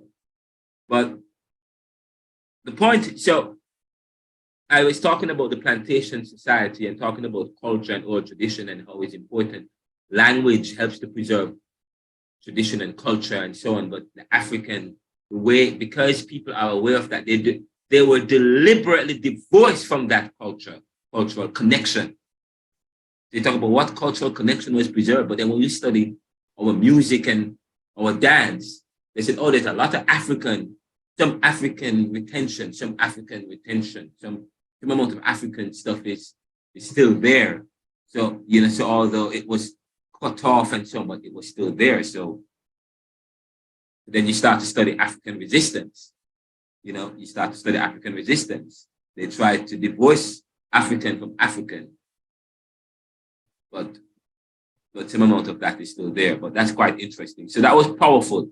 And of course, you talk about this suppression of this African, and then you move into the talking about look and acceptance of self. And even within our the issue of colorism, when you start to start looking at colorism, and not only in Jamaica, but in many African nations.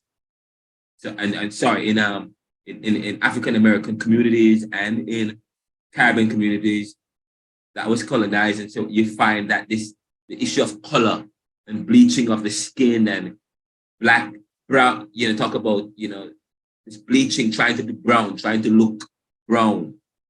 You know, brown is acceptable, the browning, even in the song and the music, the promotion of the browning, you know.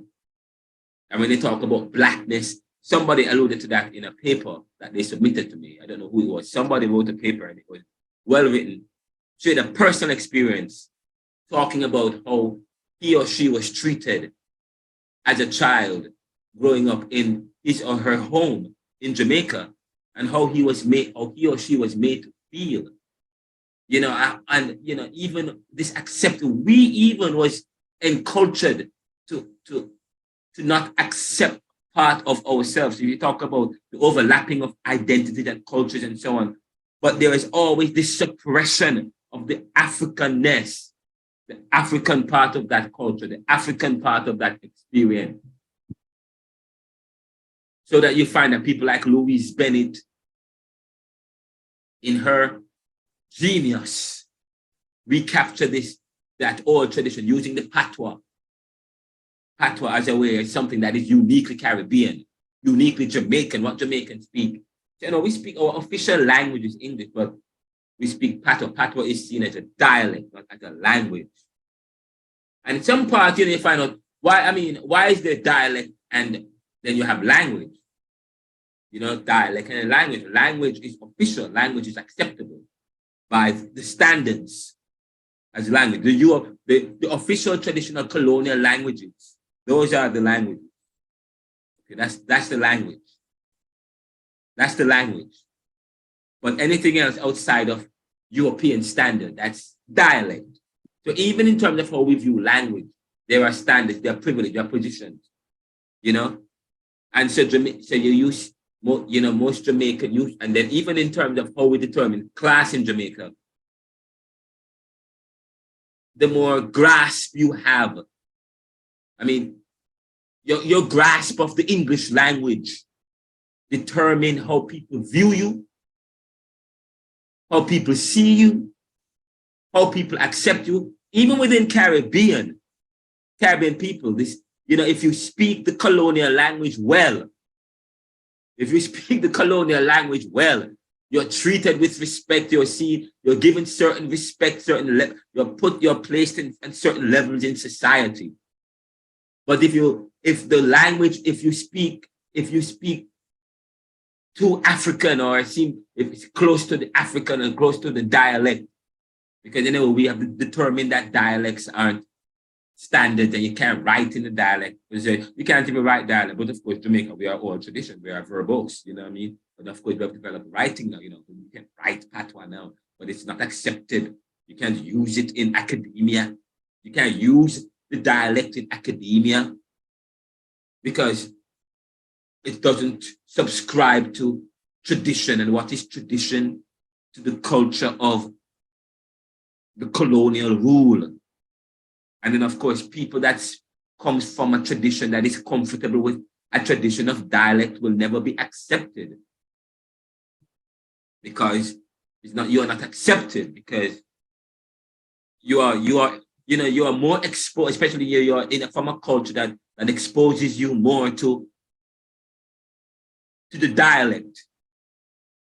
Whether or not people understand it, because, you know, to me, let me tell you, I wrote something sometime on social media. Somebody sent a response and said, you can't even write properly. The titles are supposed to be in caps lock, the first letters of each. And I responded and said, hey, did you understand what I had written? He said, yeah, I did. Oh, fine. Oh, sure. And then I said, okay, great. Communication happened. Because you know what communication is to make popular? What was the monopoly? You understood exactly what I was saying, even though all the words weren't in caps lock, even though I didn't subscribe to the rule. You know, you're trying to dilute yet my reputation, my worth, the efficacy and the value of who I am as an individual. Okay?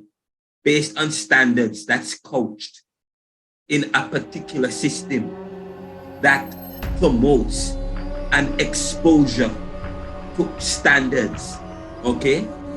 And demotes an exposure and a comfortability to another experience that's not accepted as standard in order to maintain privilege in society.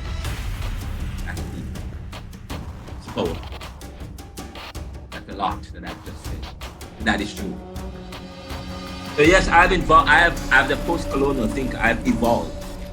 And I don't care what you people think about that in the 21st century. Well, sometimes that I used to be very nitpicky about what you write, because it's important for you to try as best to ensure that, because we write. They say when you're in Rome, do as the Romans do. That's what they say. But to me, that's a strategy to maintain privilege in society. When you're in Rome, do as the Romans. But then you live in a world that has been taken over by the external. Okay, so that even in Ukraine today, Ukraine is being chastised by Mother Russia, even though Ukraine have their independence. No, because guess what? It's still Mother Russia. It's still their world. Okay, you still have to subscribe to Russian law and to Russian rule. Even when you get your independence, the Queen must still be the head of state. Anyway, and that's against the point. But this is quite interesting. So when you think about in terms of our acceptance and the chaos in our own society, because all of this it continues standards and privilege even within our own society, a society that came about as a result of the violence of privilege and power and domination, colonization.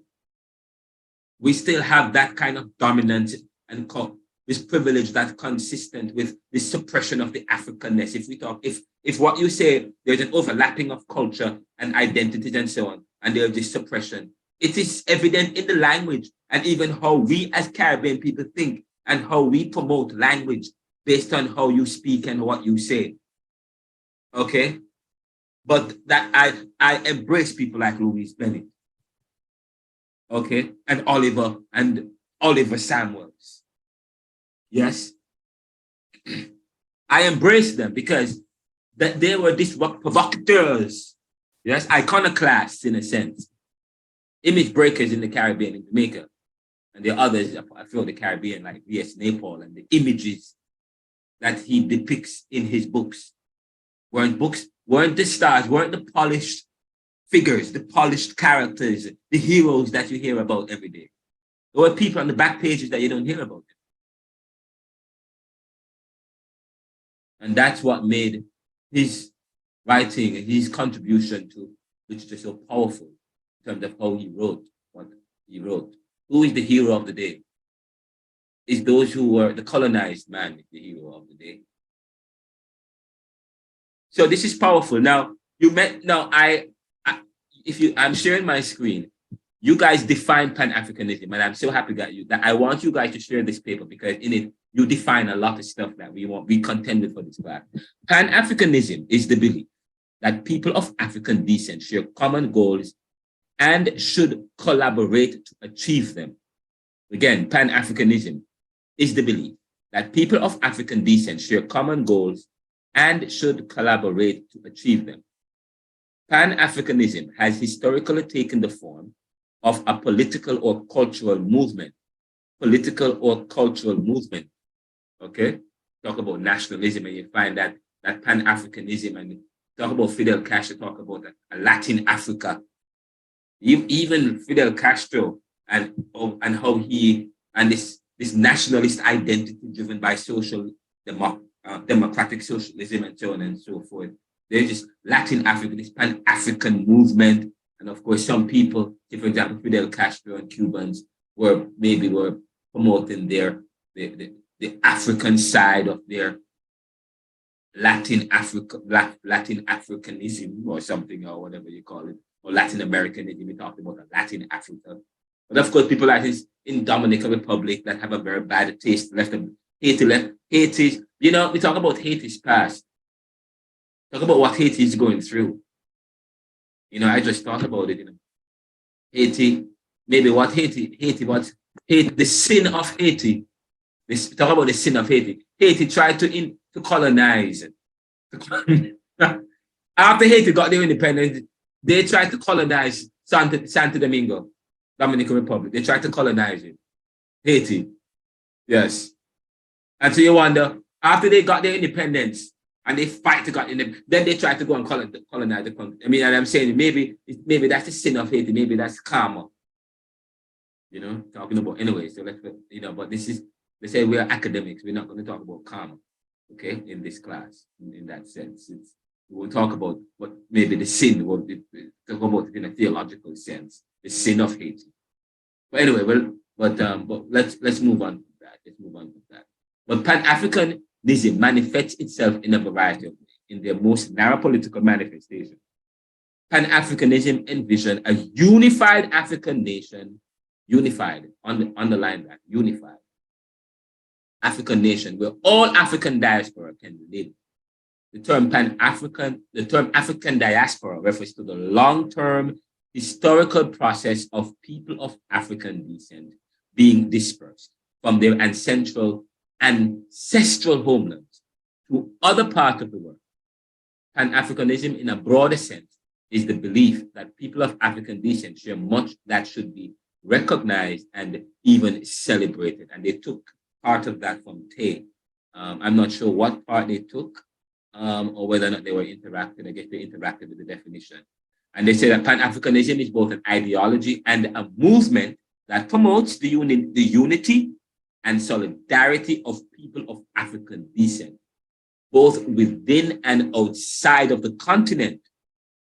Pan-African nationalism, as a movement and ideology, incorporated Africans and the diaspora's political, historical, cultural, spiritual, and scientific legacies. The Pan-African movement sought to promote ancient African civilizations, moral values, social norms, traditional principles, and customary laws. So people like Marcus Garvey, you know, promoted things, and you know, look at some of his paraphernalia that he uses and his movement. You know, Pan-Africanism as a system, even the Rastafarian movement, has also fought against slavery, racism, colonialism, imperialism. In other words, Pan-African nationalism has carried Pan-African nationalism, which is the political aspect of Pan-Africanism, because of course, you talk about the cultural aspect of the paraphernalia and the music and the dance and the art, but when you talk about Pan-African nationalism, it's talking about the socio-political part of it, has carried the mission of redressing the historical injustice of slavery, colonialism. That's in talk about Pan-Africanism, talk about reparation, giving back monies. Just so you talk about Israel becoming a nation again, and them get and the hundreds of thousands of investments poured into it of Israel. Why can't it happen in African nations? Okay, but anyway, Pan-Africanism talks about that, the historical injustices. And so therefore we talk about injustices. How do you repair injustice? Think about giving back. Reparation is one of the ways we think about repairing injustice, not social welfare. Social welfare continue to keep people hooked, keep people into poverty, okay? Quell the masses kind of a thing, okay? The Caribbean has made significant contributions to Pan-Africanism. So if you talk about Caribbean thought, delve into issues of Pan-Africanism. Then therefore Pan-Africanism also extends to African-Americanism, African-American history. Also the post-colonial people in the UK and all over the world. And activism. Pan-Africanists have fought long and hard for the dignity and humanity of African descendants of the Caribbean, Africans on the continent, and Africans everywhere. Caribbean Pan-Africanists have always been keenly interested in African development. They've always sought to provide solidarity, underline that word, and concrete assistance in the fight against slavery, colonialism, neo-colonialism, new form of colonization and of control, like structural adjustment we talked about just now. Transfer, we said that earlier. And may also involve, structural adjustment may also involve the effective transfer of decision making, the ability to make decisions from the local, so, you know, there's not much power in the local. Very important, from the local, okay? Neo-colonialism, so different, which might be consistent with what we talk about, neoliberalism or neocapitalism, racial apartheid that happened in Africa. Some of the accomplishments of Pan-Africanism include it played a significant role in the abolition of slavery in the Caribbean, in the United States and Europe. One of the things that you should do in this paper is you could put a footnote of journals, articles, writing, literature that people can go to that speaks to these accomplishments in terms of, okay, fine, they played a role in the abolition of slavery in the Caribbean. Where did this happen? What because I thought Pan-Africanism started after slavery. Was there Pan-Africanism during slavery when it happened? And of course, yes, there was. And there are actually, I have several books, right? There are some books from the archive, books written during the time from the 1800s, from the 1700s, speaking to the whole issue. Where is that book? The African History or African Journal of History. I'm going to bring it up. When we get a break, I'm going to get that book for you that looks at artifacts and journals and letters that shows that actually communication happening between, but of course, we thought language posed a problem, but we have to delve through that, provide literature for that. I'll probably explore that. Probably maybe that's what the group should do then. Develop this into a deeper paper that speaks to some more stuff. United States, Europe. The Pan-African movement clearly contributed significantly to the emancipation of African slaves in various parts of the world. C.L.R. James, their work. Padmore, Marcus Garvey also. Say, for example, what the first prime minister in Ghana, Nkwamu, I don't speak Ghana, I can't pronounce his name. But the first prime minister, independent prime minister of Ghana in 1970, was influenced by, I think it was Padmore. It was Padmore that influenced the prime minister. And I'll probably talk about that in a few. I'll talk about it. I can find the information for you. Padmore. So you have Jamaican Caribbean people who influence African leaders as well. Marcus Garvey and Padmore, literarians, very influential thinkers, and Frantz Fanon. It aided in the development of a sense of oneness and brotherhood among people of African descent, both on and off the continent. It brought together pro-Pan-African intellectuals to unearth our pre-colonial shared values and to develop an African political economic ideology. It made significant contributions to the liberation of many American states, so on and so forth. One of them. Now I have to get. I like what. I don't know if they got this from whatever they were reading or whatever. I love this. One of the Pan-African. You always want to get to the critiques. One of Pan-African's major flaws is the continent's failure to achieve economic freedom. As a result, Africans continue to face starvation, extreme poverty, foreign aid, dependency, budget deficits, famine, and other natural disasters. The second disadvantage of Pan-Africanism is the failure of African states to achieve political and economic integration. Last but not least, Pan-Africanism suffers from a lack of well-articulated and rationally designed public strategies and policies. I completely agree. I don't know where you guys got that from, but completely agree. It's not targeted. Listen, if your position is a result of a system, is a strategy that you are caught within a bureaucratic system that still exists today in various de facto forms all over the world,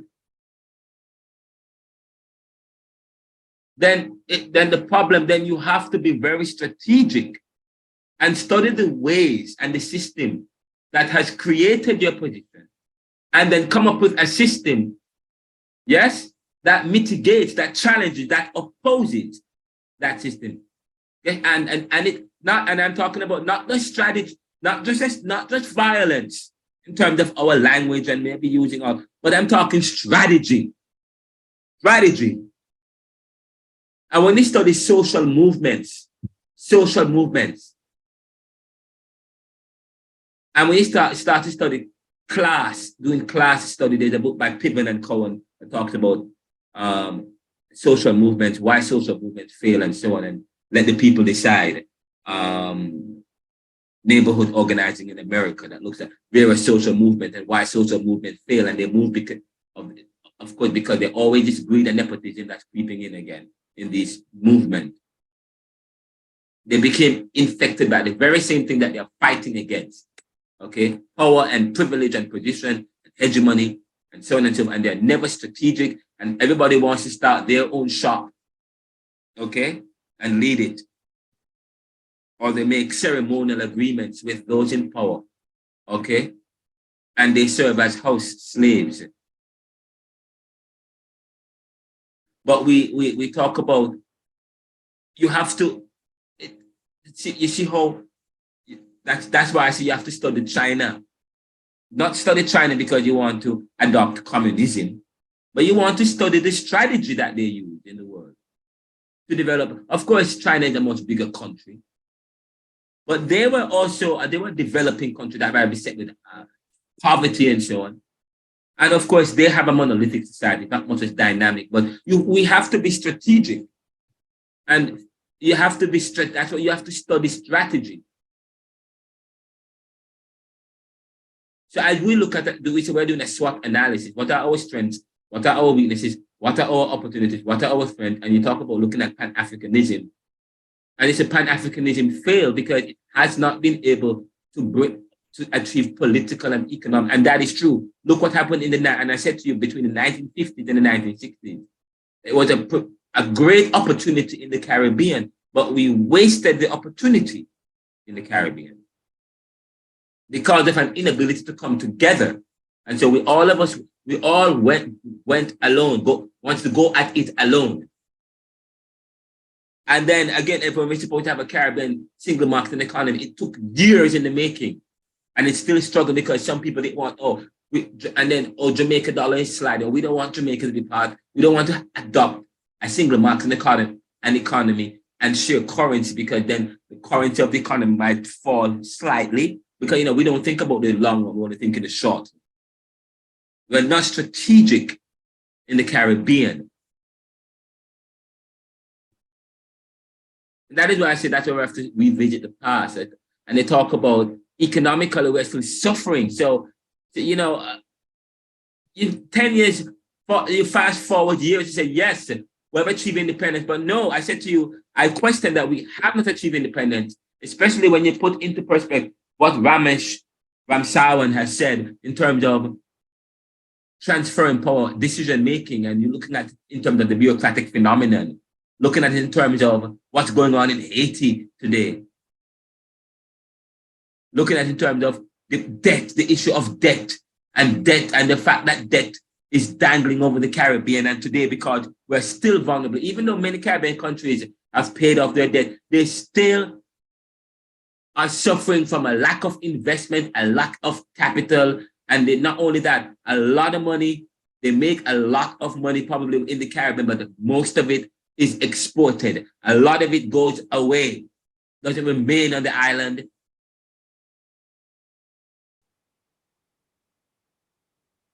And so majority of in terms of the economy in Jamaica and the Caribbean, it's very vulnerable. It's heavily dependent on aid. And if you're heavily dependent on aid and foreign exchange is still kind of an aid.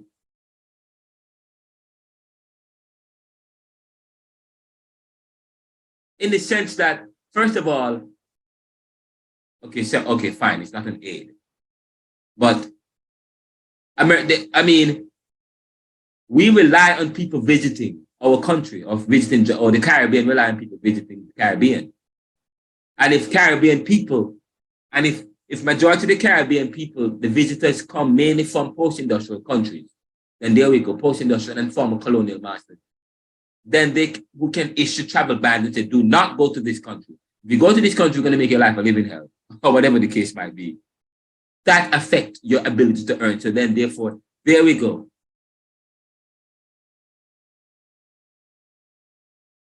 Caribbean Marxism offered the working class at the time more than just revolutionary theory. It offered a possible way out. Post-political independence of the region saw a change in the way of thinking. So they saw a way out. Remember, a way out. You're talking about all, capital, it was a way out. And, many people and Americans were I would say, why is it that these people, all of these Caribbean countries in the 50s and the 40s, saw a way out? We're looking to big capital, we're looking to capitalism. Capitalism was about a consciousness that speaks to the people. It wasn't promoting profit that is mainly for the few, which was always the experience. Colonization came out of that. They said they were looking for gold. Okay, and from that, they didn't find gold, but they found another use. Oh, sugar. They could mass produce sugar in the Caribbean and enslave and do it for cheap if they enslave a whole set of people. Now they said, okay, now let's create labor, wage. Let's create wage now. Now we don't have to take care of them. We don't have to take care of their needs. Now they have to take care of themselves, and they can buy our products. And they take care of themselves. We have to take care of them. We don't have to provide a place for them to live anymore. We don't have to give them food to eat anymore. So, it's cheaper now to pay them. Because when you do the math, okay, let's do a cost-benefit analysis. Per slave, it's costing us $2.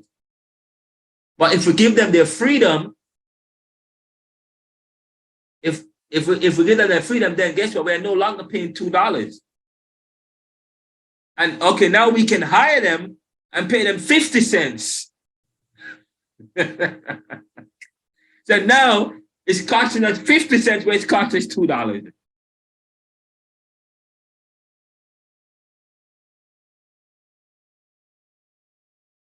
And they need work and they need to survive. Oh, anyways. But let's jump to the bottom. But you guys, great work. And so, anyways, so that was important as I read through. That was really good, very good work. The conclusion: while European colonialism, racism, authority, and power have left a legacy in the Caribbean, even if people want to distance themselves from the history of oppressors, European presence, according to Hall, has now become an unavoidable part of their cultural identity and history. America's presence in the Caribbean, according to Hall, is a person's identity as the ground, place, or territory where all of the world's culture collide.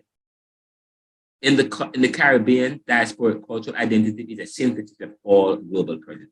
So on and so forth. I won't continue to read that. All right, great. So now you have read that. And I'm going to share. Oh, wow. I want to ensure that I'm sharing my audio. Okay, share sound.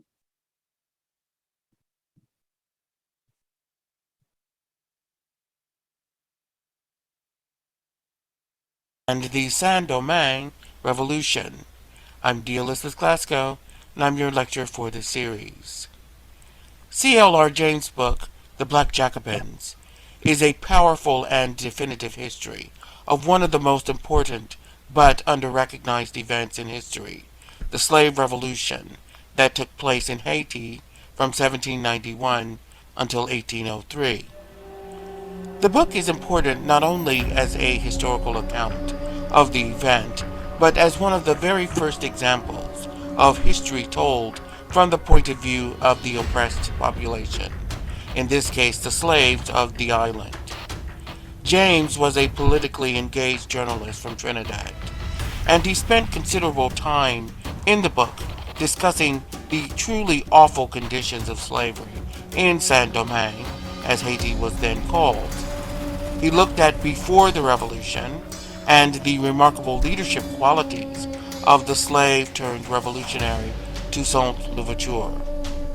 James' outlook in the book was very much influenced by Marxist philosophy, and this is what set the book apart from other accounts by other scholars of the Haitian Revolution. James wrote, "The revolt is the only successful slave revolt in history, and the odds it had to overcome is evidence of the magnitude of the interests that were involved." Beyond the bottom-up history, that is, history told from the perspective of the marginalized rather than those of the elite status or politically influential members of society, readers of the Black Jacobins will gain a greater understanding of the political dynamics of the late 18th century.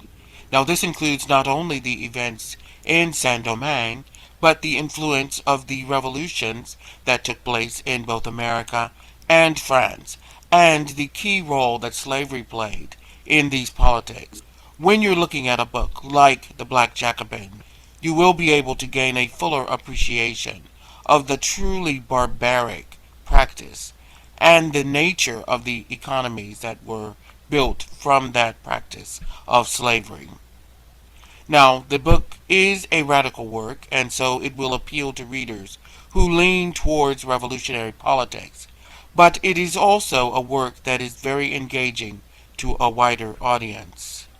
So let's look at the work in the context of how it was written. The book, The Black Jacobins, is an example of what is called history from below. Now, although the term itself denotes works of history told from the perspective of people of low social and economic status, it was only used by historians long after The Black Jacobins was published in 1938. James' book was one of several works that inspired the field of subaltern or post-colonial studies. Here, historians from the branches of social inquiry, which deal with the various legacies of the colonial period, write history from the point of view of the subalterns being those groups that have been excluded from traditional power structures and opportunities, like slaves and peasants. James's approach to history, and indeed the whole of the subaltern school, cannot be understood without appreciating the works of Karl Marx, whose idea of history was shaped by the German philosopher Hegel's notion of the dialectic, a word that denotes the tension created between an idea or concept and the reactions that rise up in opposition to it. This antithesis eventually leads to a kind of synthesis, a fusion of the two ideas. Karl Marx built on this idea of the dialectic to develop his notion of historical materialism, where history is pushed forward by economic forces. The word materialism here should not be confused with its contemporary meaning, which is a focus on material possessions. Rather, Marx believed that the driving force of history was how the means of production, or the tools and resources used to produce goods and services, how those are owned and organized in any society. For example, in a capitalist society, most economic activity is in private hands, and businesses act in a way that promotes the profits and interests of their owners.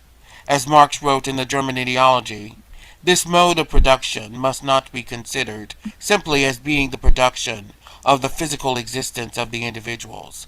Rather, it is a definite form of activity of these individuals, a definite form of expressing their life, a definite mode of life on their part. As individuals express their life, so they are. He went on to write in the 18th Brumaire of Louis Bonaparte, "Men make their own history, but they do not make it as they please. They do not make it under self-selected circumstances, but under circumstances existing already, given and transmitted from the past.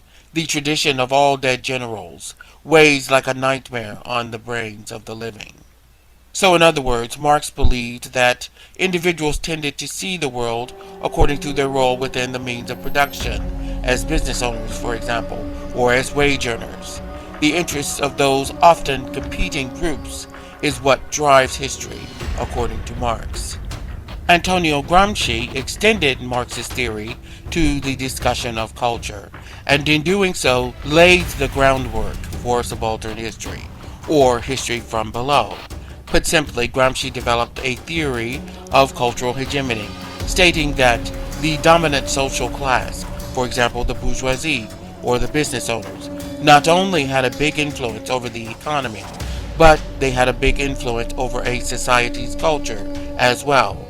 Gramsci believed that the creation of an alternative or proletarian culture, that is, a culture of the workers promoting revolutionary ideas, that these were necessary for the overthrow of capitalism and the rise of the communist state. So, to some extent, this is also the goal of subaltern studies, of which the Black Jacobins plays a very early part. Subaltern studies represent the history of groups excluded from the dominant culture. While James was strongly influenced by a Marxist approach to history, the Black Jacobins is not rooted in any particular academic school or debate. Rather, it emerged from the tense political environment of the late 1930s. CLR James was a keen observer of both political events and cultural developments, and there is some evidence that the author was inspired by his immediate surroundings in London while he was writing The Black Jacobins. In The Black Jacobins, CLR James asks a central question: how did a group of uneducated slaves in what is today Haiti successfully overthrow their colonial masters and defeat the invasions that followed from France, from Britain, and from Spain? As the only successful slave revolt in history, the events in Saint-Domingue warrant attention. As an historian, James' aim is to describe the slave revolt from the point of view of the revolutionaries and their leader, Toussaint Louverture. Throughout James's historical investigations, he is asking another question as well. What is the nature of revolution? And what are the conditions in which the proletariat, or the workers, can overthrow those responsible for their oppression? Although James does not explicitly frame his discussion in these terms, his political viewpoint informs his discussion of history. James's Marxist beliefs also place the book squarely in the heart of the political conflicts of the late 1930s. As he writes, the violent conflicts of our age enable our practiced vision to see into the very bones of previous revolutions more easily than heretofore. He refers to the violent upheavals going on across Europe at the time, the eve of World War II. He notes the revolts held by the fascist leader in Spain when he writes of Franco's heavy artillery, and refers to the mass repression in the Soviet Union when he writes of the rattle of Stalin's firing squads. Such is our age, and this book is of it, with something of the fever then and the fret. He writes in The Black Jacobins, the writer has sought not only to analyze, but to demonstrate in their movement the economic forces of the age, their molding of society and politics, of men in the mass and individual men, the powerful reaction of these on their environment at one of those rare moments when society is at boiling point and therefore fluid. As a work of history, The Black Jacobins builds upon previous works on the Revolution in Saint-Domingue and the conditions there more generally, much of it published in French. These works include scholarly histories, first-person accounts, official archives, and travel books. James provides an annotated bibliography of these works in the book, in which he writes, despite the importance and interest of the subject, it was for long difficult to find in English or French a comprehensive treatment of the Saint-Domingue Revolution. Both in insight and objectivity, the Haitian writers are easily the best. James draws on a long list of sources, notably Colonel Henri de Poyon-Belize, and his history of 1899, Histoire militaire de la Révolution de Saint-Domingue, or a military history of the Revolution of San Domingo. James writes of this book, this is the official French account. Poyon misunderstands the whole campaign, both the offensive plan of Leclerc and the defensive plan of Toussaint. There is no limit to the brazenness of these imperialist historians. Despite disagreeing with Pion's version of history, James finds the historian to be a careful scholarly writer and is able to build on Pion's work. This is a theme in James's work. Though he frequently disagrees with the work of scholars who went before him, he finds that he can use their work in his own.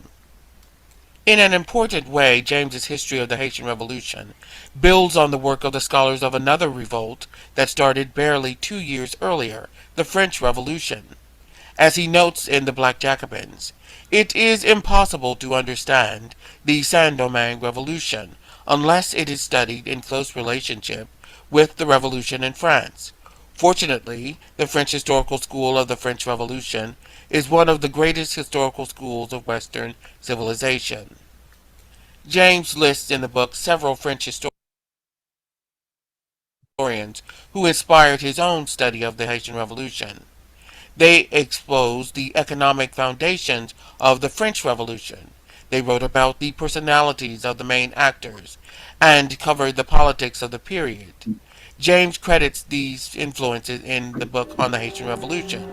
I have sought all through to show the direct influence of the French Revolution on events and leading personalities in Saint-Domingue. It appears from James's biography that the awareness of and interest in this history was sparked when he moved to Europe in the 1930s. In that sense, the intellectual basis of the work is James's attempt to unify his understanding of West Indian culture, that is, the culture of the islands of the Caribbean Sea, and history with the debates over history and politics going on at the time in England and France. So in other words, James was very much influenced by historians of the French Revolution when he wrote The Black Jacobins. This is D. Elizabeth Glasgow. Thanks for watching. Okay. Okay, great. That was really powerful. Love it. You guys listen to that?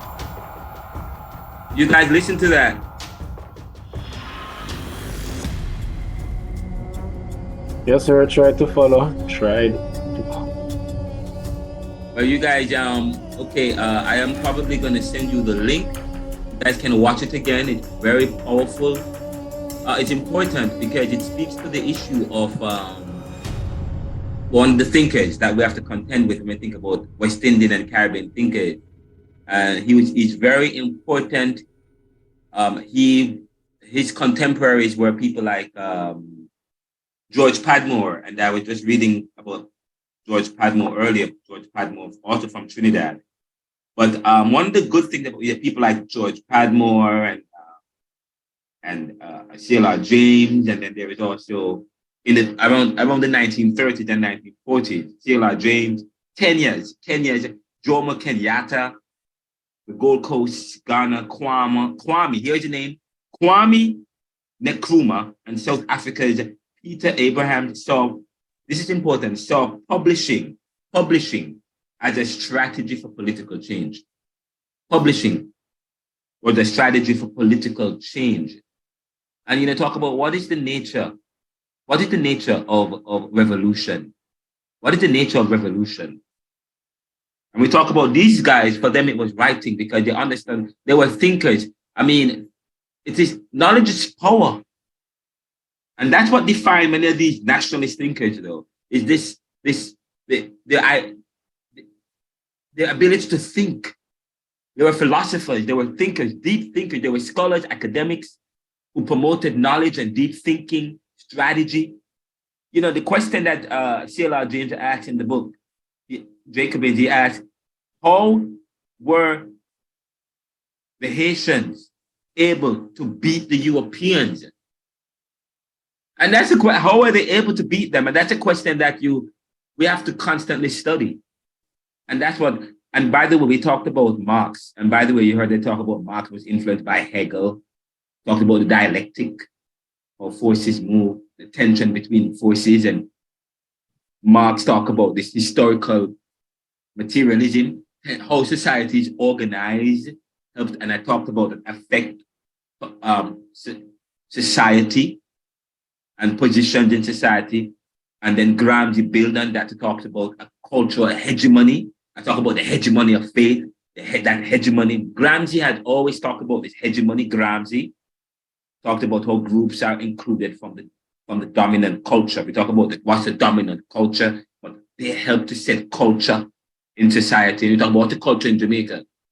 You know what to call and talk about overlapping of culture. So you have to study people like Gramsci and so on. So this is what these people are working. C.L.R. James and many people from the post-colonial school that are influenced by Hegel, Marx, Gramsci. I don't know if you guys study these people. Talk about Gramsci, Karl Marx, Hegel. Those people are influenced. These people influence Caribbean thinkers. These people influence Caribbean thinkers of the nationalist Pan-Africanist school. That is why it was very important for me to play that. And I'm probably going to ask you a question in the exam about Jacobins or C.L.R. James from this study and who influenced him and what were some of the main principles of the ideologies of the people who influenced him. Okay, so this was important. Now, as I wrap up this presentation,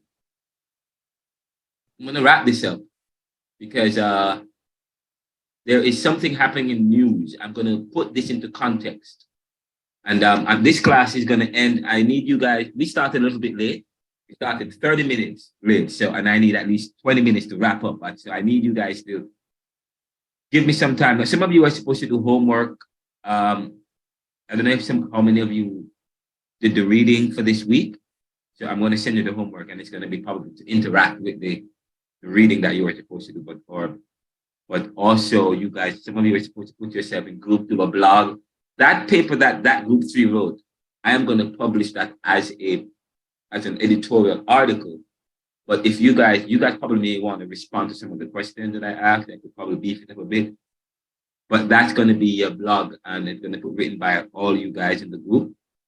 But as I said, you need to develop a blog for yourselves or a podcast and so on and so forth. But for now, think about the group name. But there is something happening in the news, and I'm going to end with that. I'm sorry, not end with that, but I'm going to comment on that major news. It's very important that I comment on it. It's very important that I comment on that. You guys were supposed to read it. There is a major news in Haiti, and I interviewed Brian Concanon. Let's put this right here, and let's put this over here. Recently, I interviewed Brian Concanon for the podcast, the Neoliberal Round. Little did I know that there was a situation that he is involved with as a human rights advocate on Haitian justice and democracy. Brian is the executive director for the Institute for Justice and Democracy in Haiti. It's a US-based human rights agency that is actively involved in working here in the US, advocate for the Haitians. While conducting the interview, I learned that the US, through Canada, is actively pressuring CARICOM to intervene in the Haitian crisis since the assassination of the Haitian president, Moise, in October of 2022. The US has since installed a prime minister that Haitians oppose, and this has created internal conflicts, especially against the US-backed prime minister, who is calling for the US to intervene despite the objections of Haitians. Please don't leave, guys. I want you guys to give me about 15 minutes to wrap up.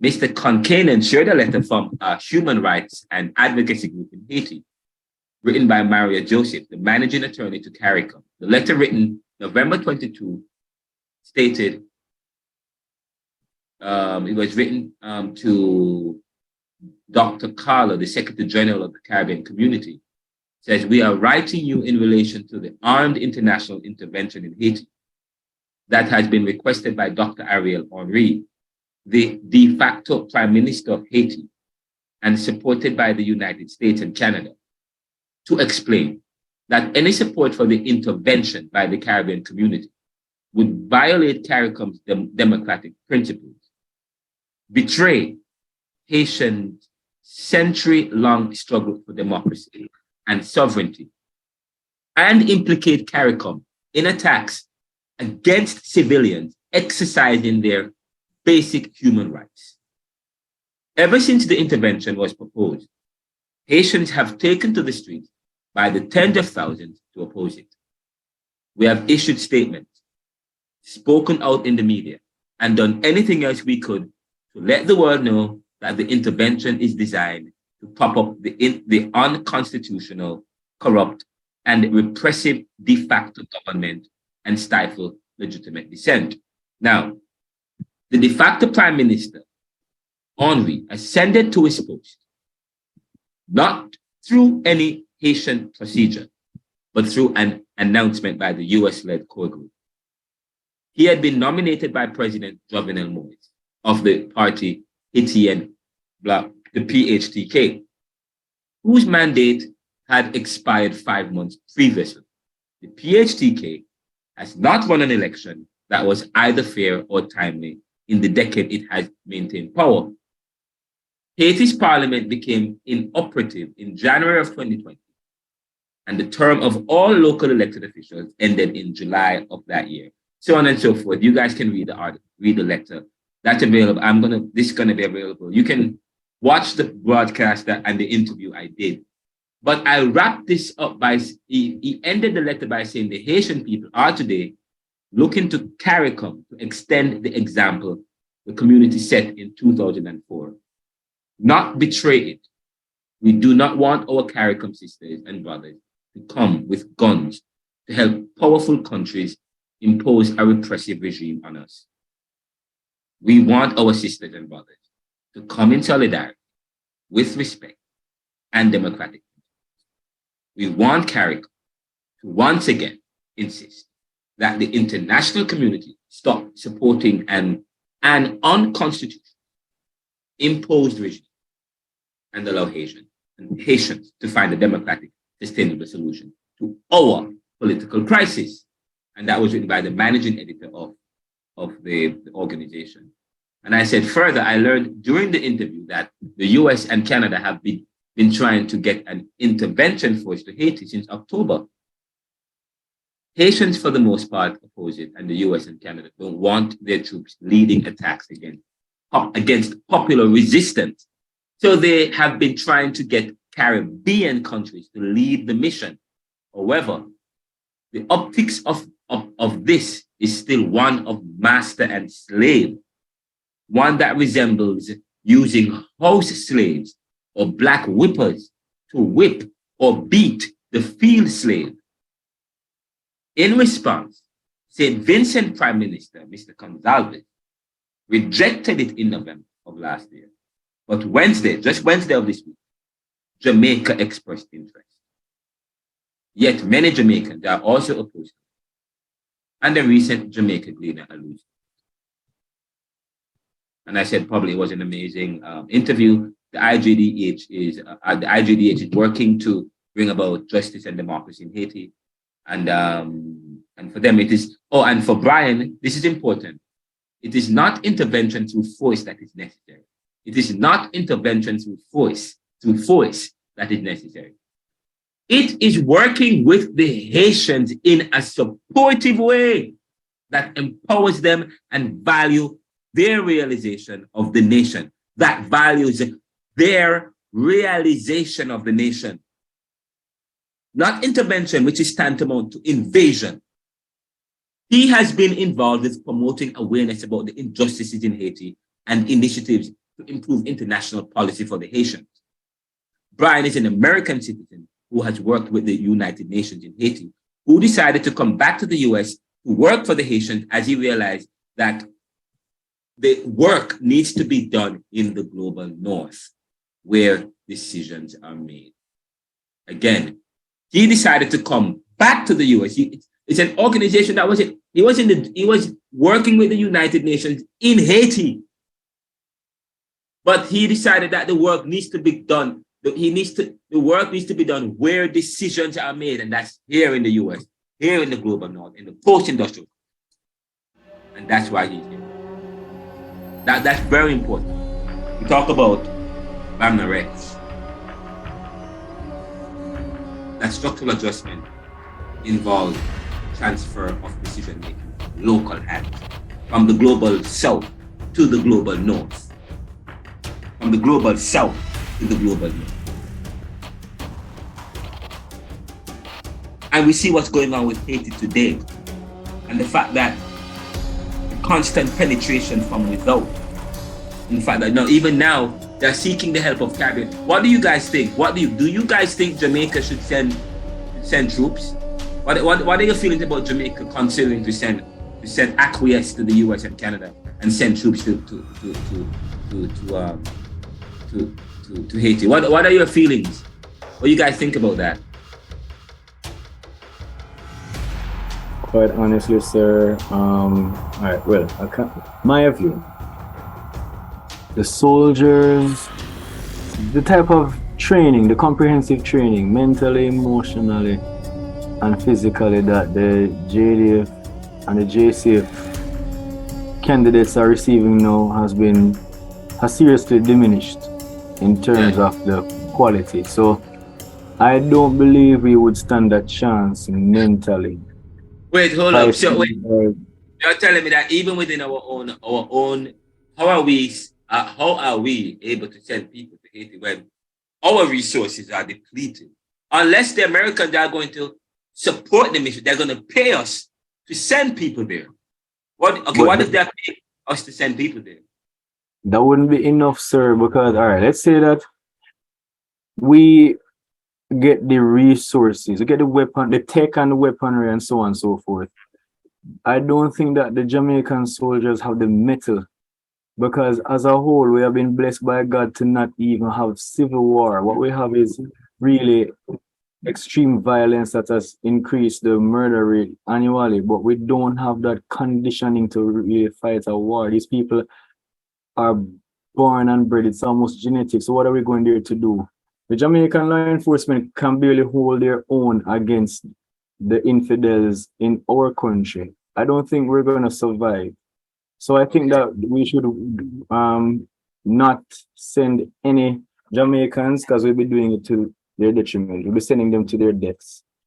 How many persons agree with Hanif? Do we all agree that Jamaica should not consider it? And is there anybody in the class that does not agree, who thinks that we should send people? We should, or we have to send some. We should acquiesce to the Americans and to the Canadians. We should send people there. How many persons? Anybody that disagree with disagree?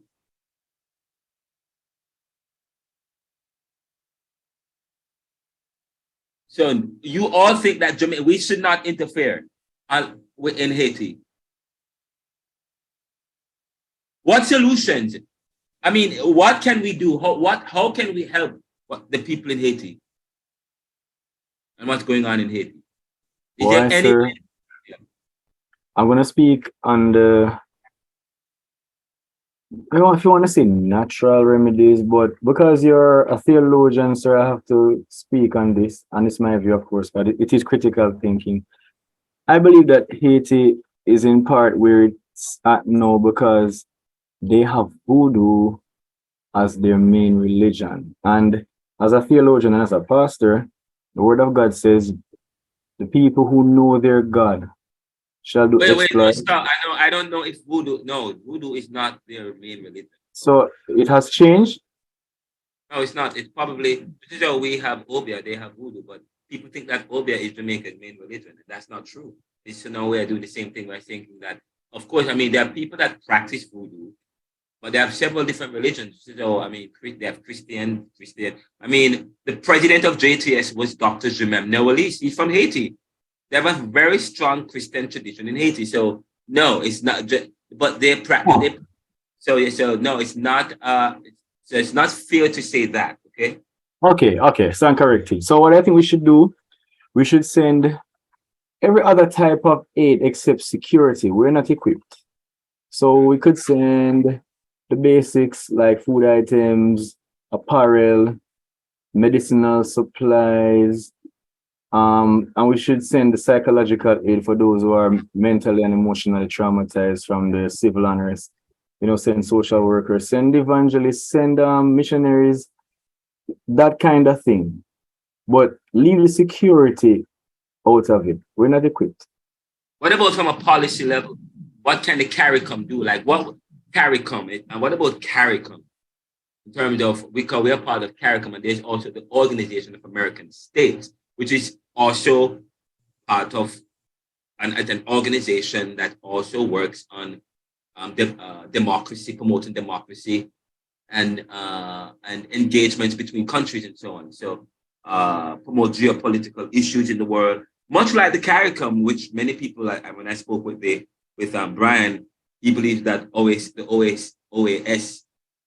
is probably it's like a Democrat versus a Republican kind of a thing, you know. OAS is there to oppose CARICOM, or OAS it's a dinosaur in the room, in a sense. The dinosaur and CARICOM togetherness and CARICOM integration. But what can CARICOM do? What must CARICOM do as it relates to the Haitian? Is there anything that CARICOM can do? Yes, sir. What I believe, okay, we are in a very sensitive time when it comes to nationalism and policy and so on and so forth. We have democracy versus communism. But if you look at what nation leading and nation building should be, it should be fair. CARICOM needs to give the people their voice. Communism robs the people of their voice to an extent, while democracy has become kind of like hypocrisy. So we need to do what's fair, give the people the media to express themselves before initiating policies. Listen, and hopefully, of course, the controversy with that is that persons may not be honest, but we're hoping that the government and the people can sit around the table of negotiation with CARICOM, be completely vulnerable and transparent, and then from there, we have a kind of counseling approach. Rather than tell them what to do, they're the ones who are going to be living with the policies in their culture that has been established for possibly millennia. So we have to say, okay, area grosses. What isn't working that has been established that you're currently using? Can it be used? Throw it away. If not, if it can be used, let's repair it. Don't fix what's broken. And how are all these three realities going to lead to the development, the future development of this nation? And then from there, not CARICOM, but CARICOM along with the citizens of the country and the government make the policies. And that is going to be, in my view, an ongoing process, because first you have to cool tempers. You have to be fair to persons and allow them the space and the time to express their distress, even from the governmental level. And then when all of the tensions have been eased, then we can sit down and say, make policies. But don't enter telling people what to do. Listen to what they are experiencing. And the people from Haiti, they have experienced, and the people in the Caribbean have always been told what to do. And there's always complex, this inferiority complex, and they're fighting for independence. Now, I'm going to wrap up. I see your raised hand, and probably all of you should maybe write a paper in response to what's going on in Haiti. But this is important as we think about what's going on in Jamaica as well. But Haiti, as I said to you, debt was an issue. There was, Haiti was made an example. Haiti cannot be an example of. Haiti wasn't supposed to be successful, because if Haiti gets independent and they become successful, then all other Black people, that it changes the narrative. And in a sense, you get that. So since they're independent and since the revolution and their freedom, one of the oldest Black nations, and so they have been struggling in terms of that, in the former colonized countries that have been free, on the first and eldest, they've been struggling. I'm going to wrap this up. I'm going to say, I'm going to end with something very powerful. By the way, I did an article about, is Guyana, what must the Caribbean look to? If the Caribbean is to reinvent itself, does Guyana's oil, does it provide any answer? And you can read the article. Probably I can read it later on. But I'm going to wrap this up. This whole I think lecture. you should take Mary's point first and then wrap up, sir. All right, Mary, what's that? Good night, sir. Good night. My say with the Haiti crisis, as a Caribbean people and as a CARICOM country, I think all the CARICOM countries should come together and try to assist them in their government system, because it would be unfair for somebody in the US they should put somebody from the US there to be, say, their prime minister. Why should CARICOM allow the Americans to come in and install a prime minister there? It would be like back in the colonial system, the slave. I mean, You know, the Americans want to take over. So I think as a country and as a people, they should come together and assist the Haitian in that region. Not to send soldiers there to be over them as it was in the slave master days, but help them in their government system, as in a prime minister. Yes, yes. And don't allow the Americans to come in that category. Very true. I mean, we wouldn't want anybody to invade Jamaica. We wouldn't want the Americans So, sir, to. we wouldn't want that, sir. We wouldn't Definitely. want America to come and invade here. Definitely, you know. So But yeah, I'm that's gonna wrap my up. view, sir. And I appreciate that, Mary. I'm gonna wrap this up. As we talk about what is the Caribbean and what is the Caribbean in the past, in and the present. I'm gonna wrap the film Life and Death is what we're gonna be getting into next. When we come back next class, we'll watch it. The beginning of the class, we will watch that. But this is the wrap up of this week. Stemming from what we said, how we ended last week. I said that if you guys watch the summary, I don't need to go back over this. It says the Caribbean represents a people who have been disrupted, detached, displaced, hybridized, and made into dependent capitalists with some level of modernity to promote consumption within the neoliberal globalized world. A world which is largely a consumer society. Needless to say, the Caribbean remains vulnerable and open to penetration from without, and exogenous shocks from within.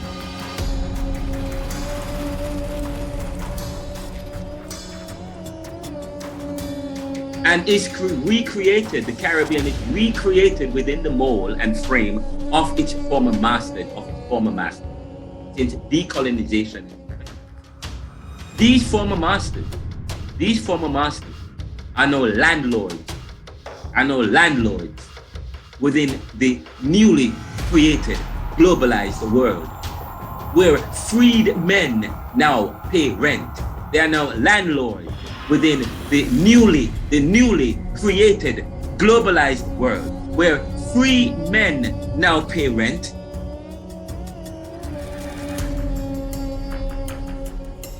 This is the condition of the Caribbean and the world since decolonization and the drive for a post-colonial world, where the Caribbean had a dream of nations of freed men who were sovereign of their own lives, met a neoliberal globalized world in the 1970s and beyond, where nationalists succumbed to denationalization of the nation so as to free up globalization.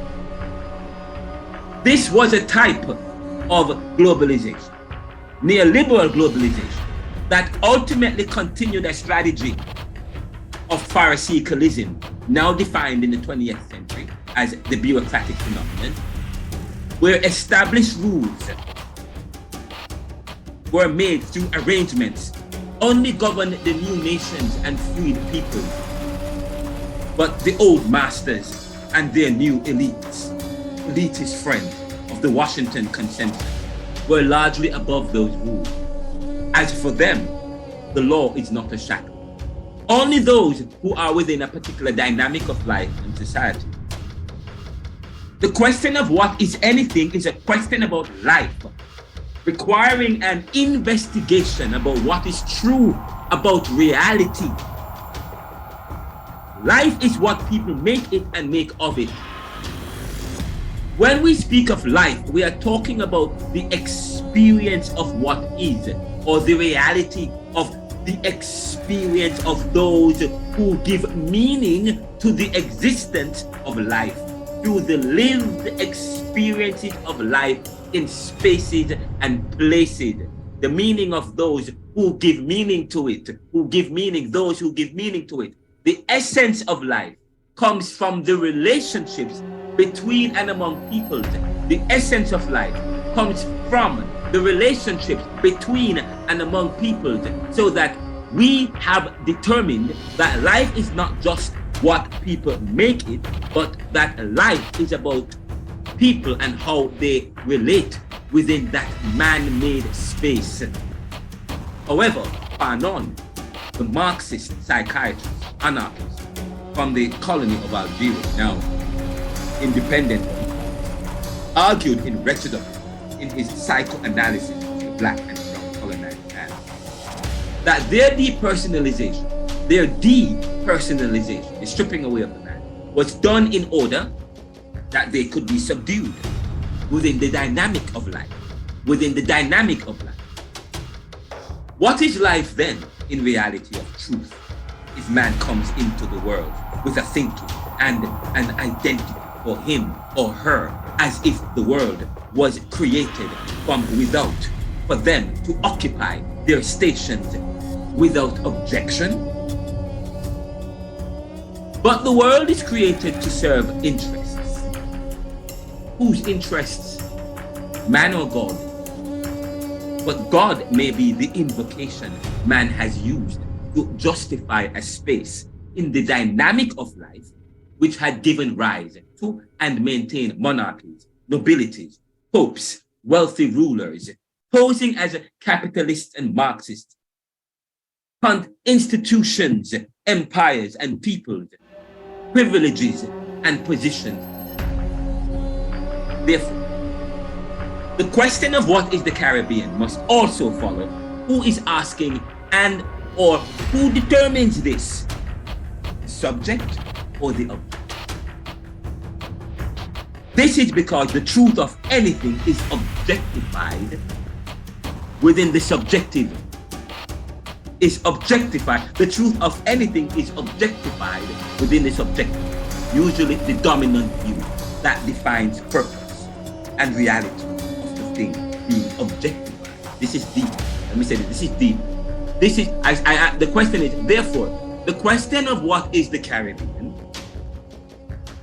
must also follow who is asking, and I said, who determines this, must also follow who is asking and or who determines it, the subject or the object. This is because the truth of anything is objectified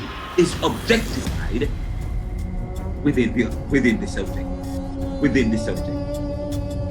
Usually dominant. That defines the dominant. Franz Fanon talked about the white supremacist belief, or we see when the Negro is not full stop any more than the white. Instead of saying the Negro isn't less than, he says we are more than. He changes the dynamic, he changes the positioning, he changes the reality.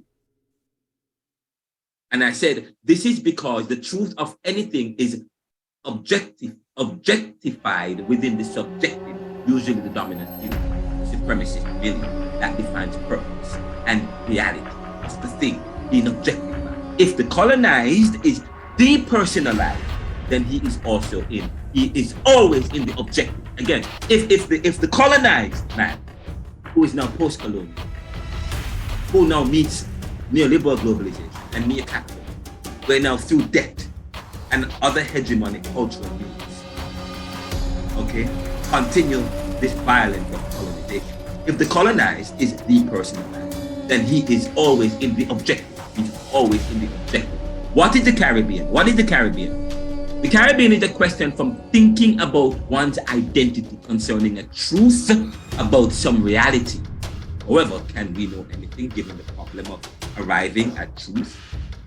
can we know anything with arriving at truth? And then that's when you talk about types of truth. There's a pragmatic truth, and pragmatic truth. Who uses pragmatic truth?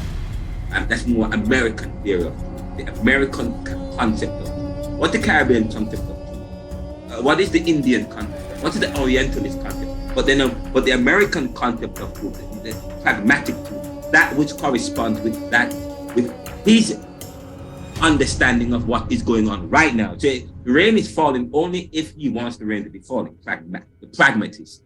Then there is a coherent theory of truth. And there are other methods, and the method of arriving at truth, the deductive method and the inductive method. But they are problems. This class is not a logics class, but when you study logic and apologetics, there is the problem of logic. There's the problem of the problem of logic is the problem of the inductive and the deductive. Okay, no matter how many, he said all Jamaicans love curry. Renaldo is a Jamaican, so therefore Renaldo is Jamaican. But guess what? I may love curry, but I may not be Jamaican. The logic may follow a particular standard, but guess what? Conclusion is still wrong. So there we talk about the problem of logic and the problem of truth. So therefore, this is because the truth of, and so I say to you towards the end here that what? However, can we know anything given the problem of arriving at truth? Also with Descartes and the idea of trying to find the reality of anything and how you find that. And we come to a close here. And knowledge. In fact, Descartes, continuing on this idea here, the father of phenomenology, asserts that we cannot truly know anything outside of our own minds, for sure.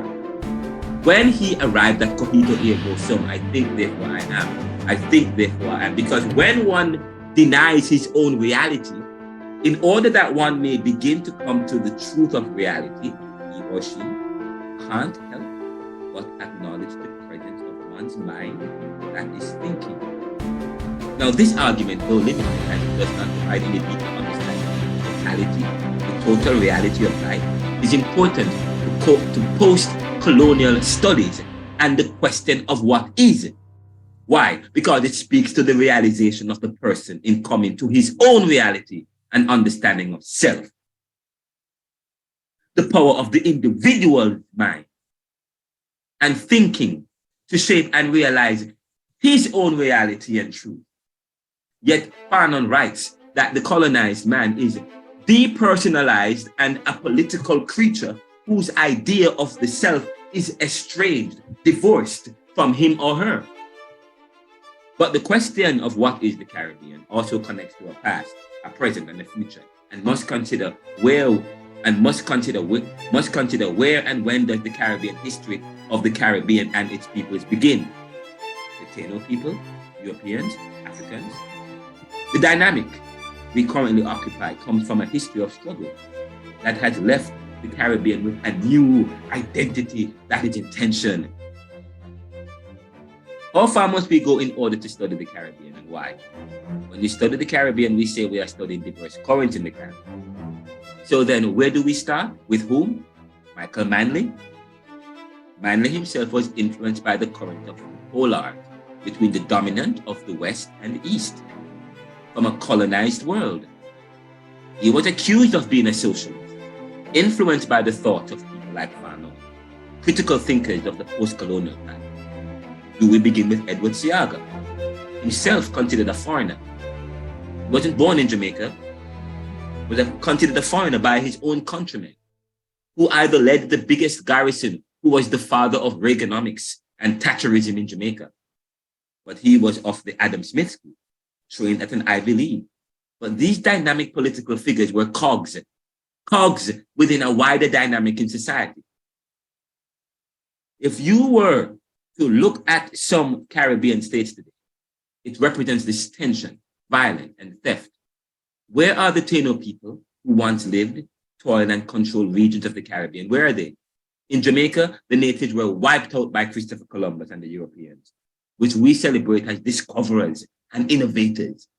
But if we are to be accurate, they must only be hailed as thieves, murderers who stole land and then enshrined laws that protect their ill-gotten wealth.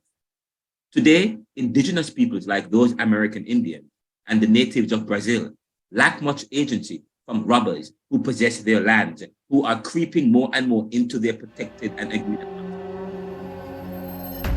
The world today provides a picture of violence, including theft and murder. Slaves in Africa were not immune from this either.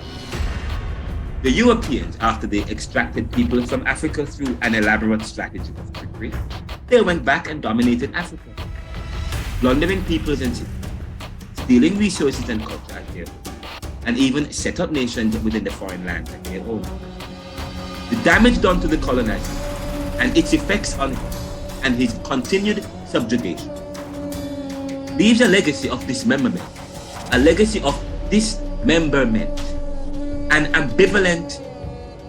ambivalence in his human being, which estranged him from his individuality.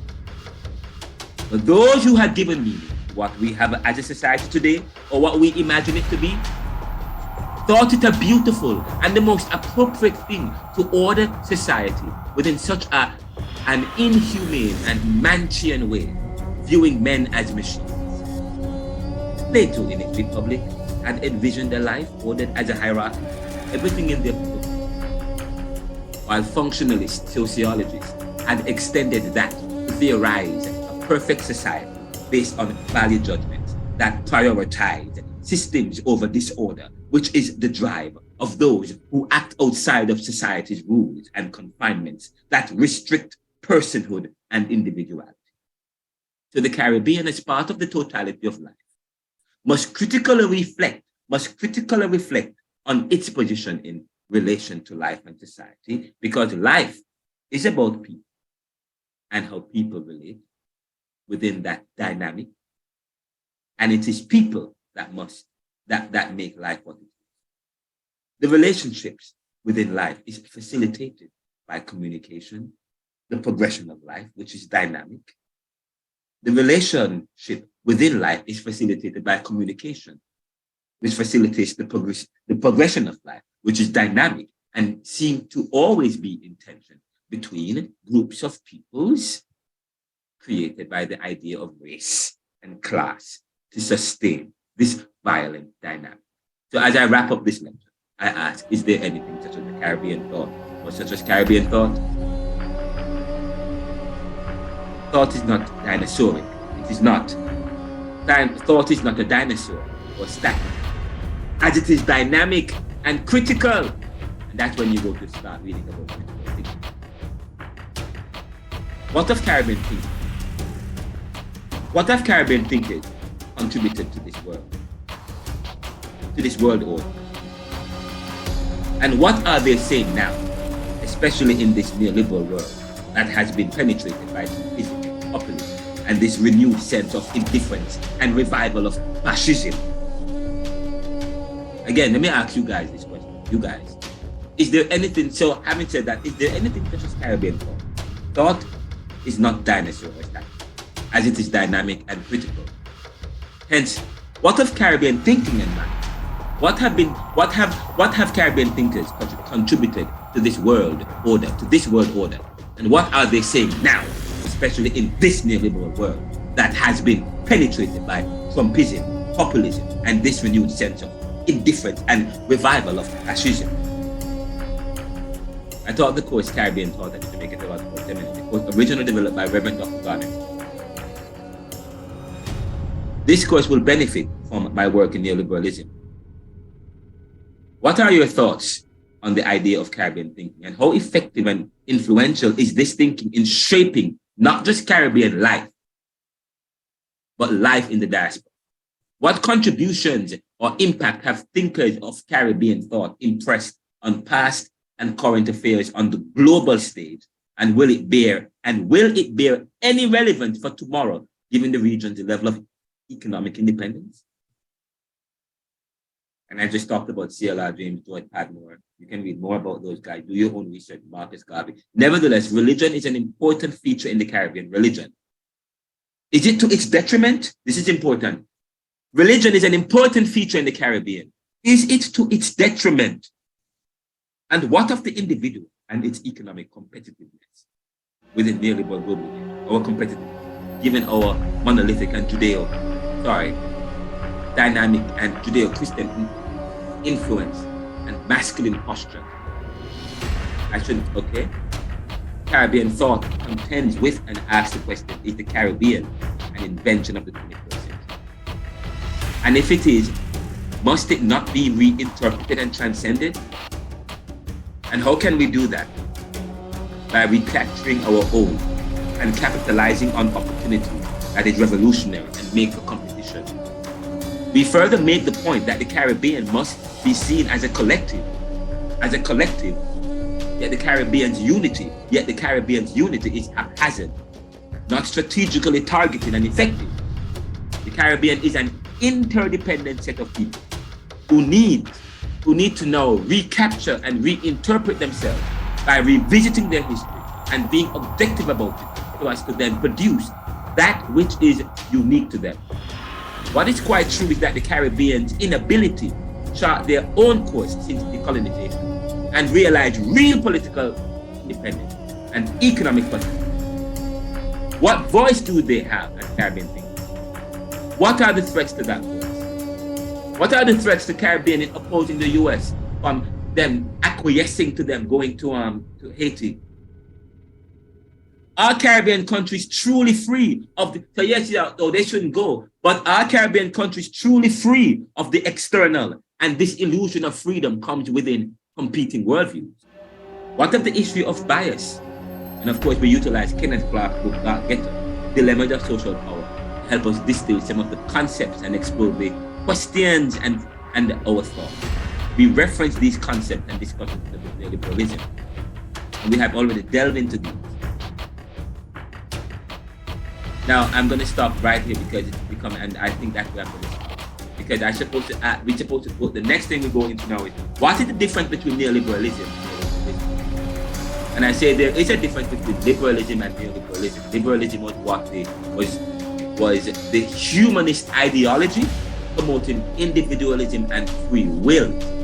It was a social theory within the humanity.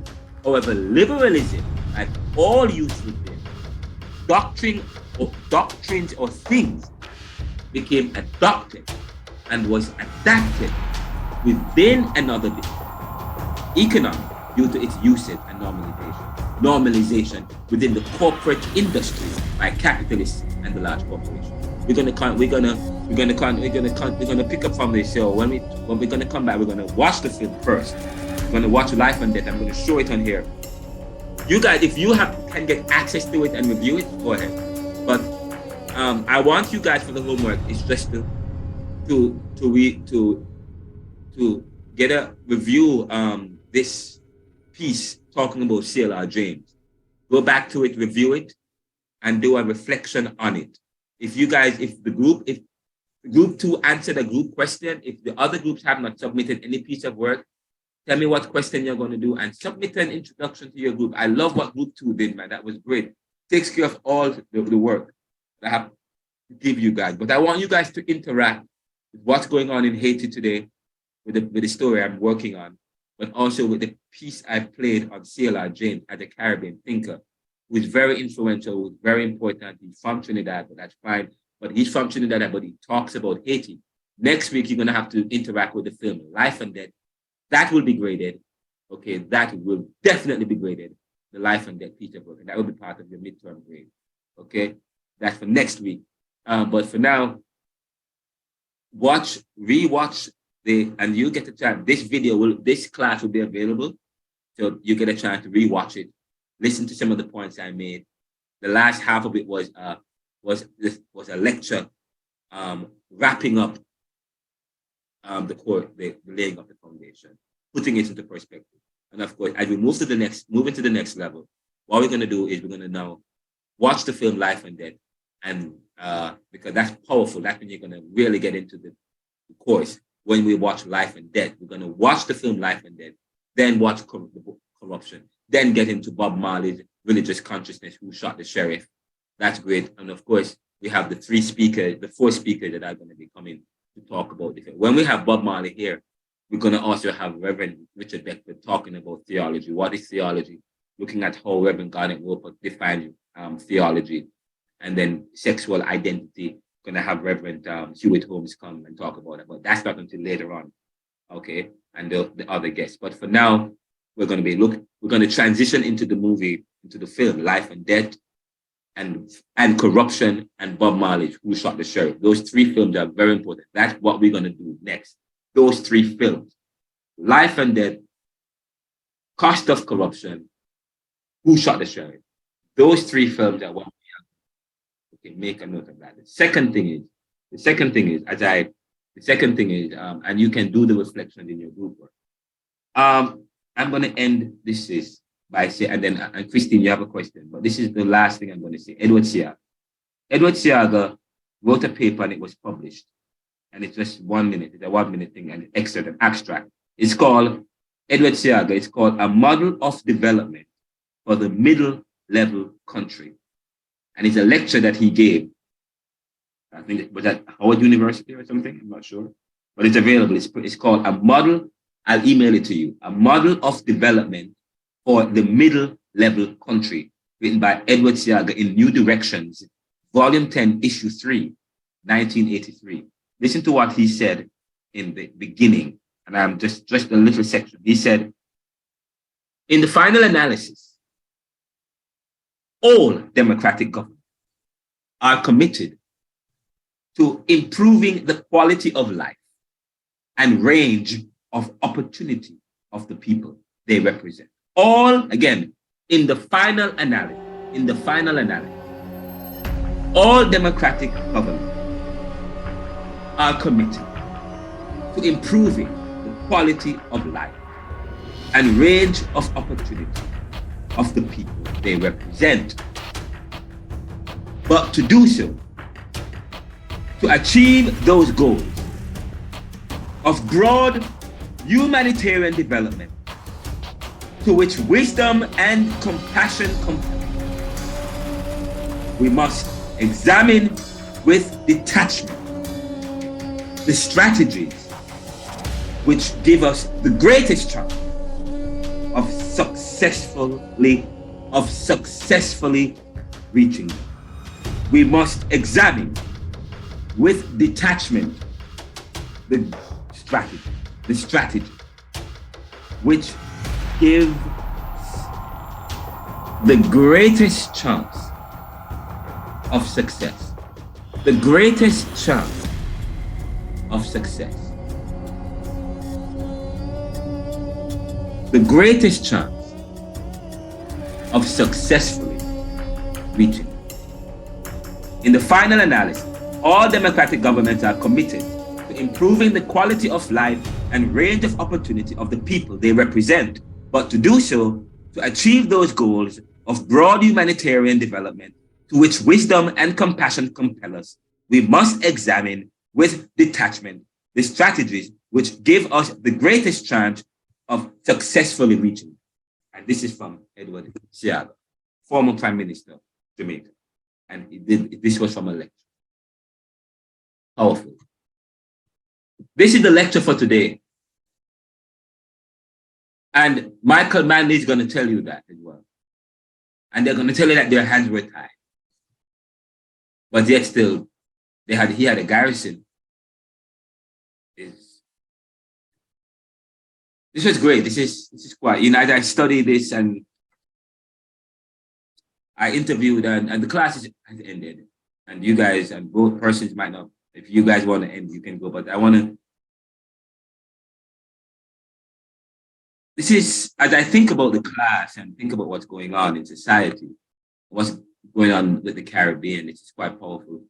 He said, Ryan said to me, Renaldo, you're part of the resistance. And yes, I am part of the resistance.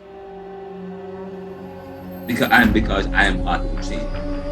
And I saw what CLR did and what my people before us did. What are we now doing in the future? And what can we learn and what from the mistake? Group 2 says, Pan-Africanism has not realized its ultimate goal. So the fight, the struggle continues, and colonization or colonialism has evolved in more sophisticated ways. That is why you have to constantly study and look at how control and power and colonization and how that has evolved and how we can launch an effective response through strategy.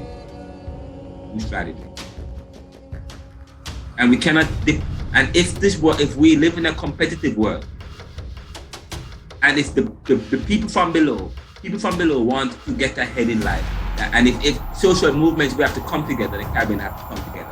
That is what has bothered. And the inability to sacrifice, to give up. Jesus gave up some of his deity. Well, some of the Caribbean prime ministers and leaders gave up some of their powers and in order to form a unity. Will they give up some of the benefits in the short term in order to reposition Caribbean in the long run? Because maybe we are looking in the short run, we have to look in the long run. Cuba tried to go it alone. That's the problem. Cuba was doing it alone, and many people didn't come to their aid because we're afraid. What if Caribbean come together with Guyana's oil and Trinidad's oil and Jamaica's bauxite?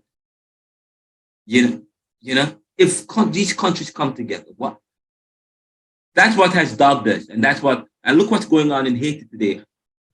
The US should not be coming to us to tell us we at the CARICOM level should be actively involved in discussions about and if you look at, I talk about Aristide and what happened. I learned more about Aristide because I said to him he was a house slave. But when you study what happened with Aristide was abducted, according to Brian Concanen, by the US.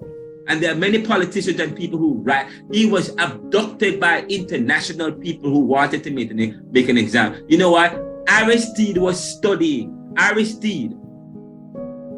Jean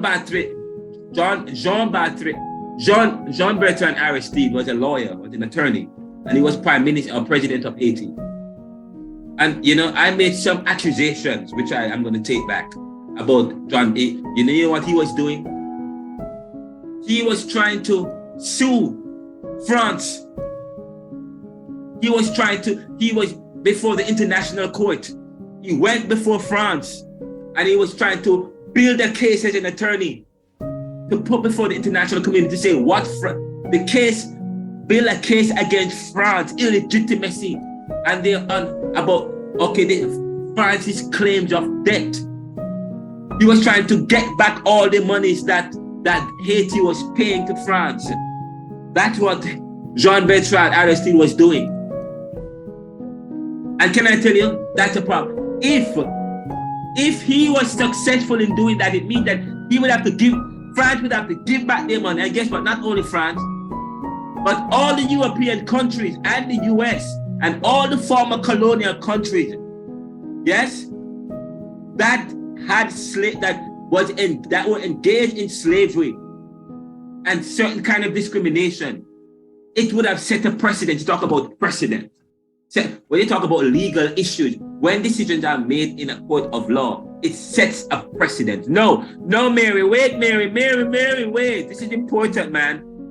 Okay, we'll pick this up later, but this is important. Final point. Aristide was, if you know about Jean Bertrand Aristide, the former president of Haiti, and CARICOM was really working with Haiti and bringing democracy in Haiti, and CARICOM was very engaged in the 2000s, in the early part of the 2000s. And I remember I followed that because I graduated from Haiti in 2003. I was very involved reading about what was going on in Haiti and how CARICOM was leading the charge.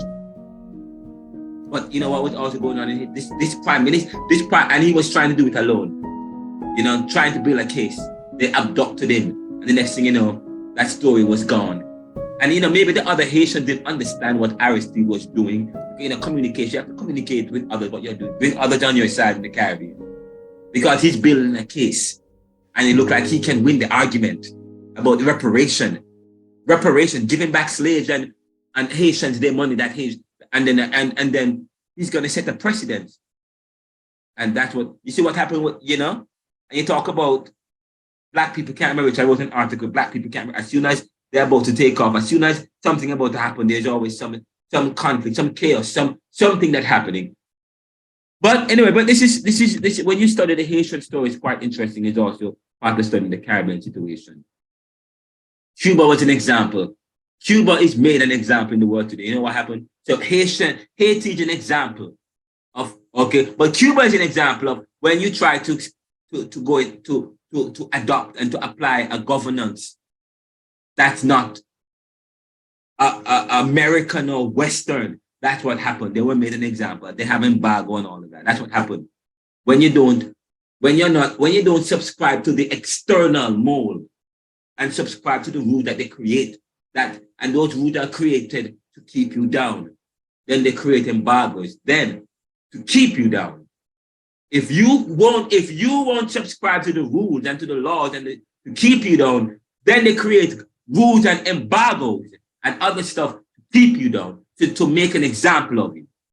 This is powerful. This is a powerful course. That's it for class today.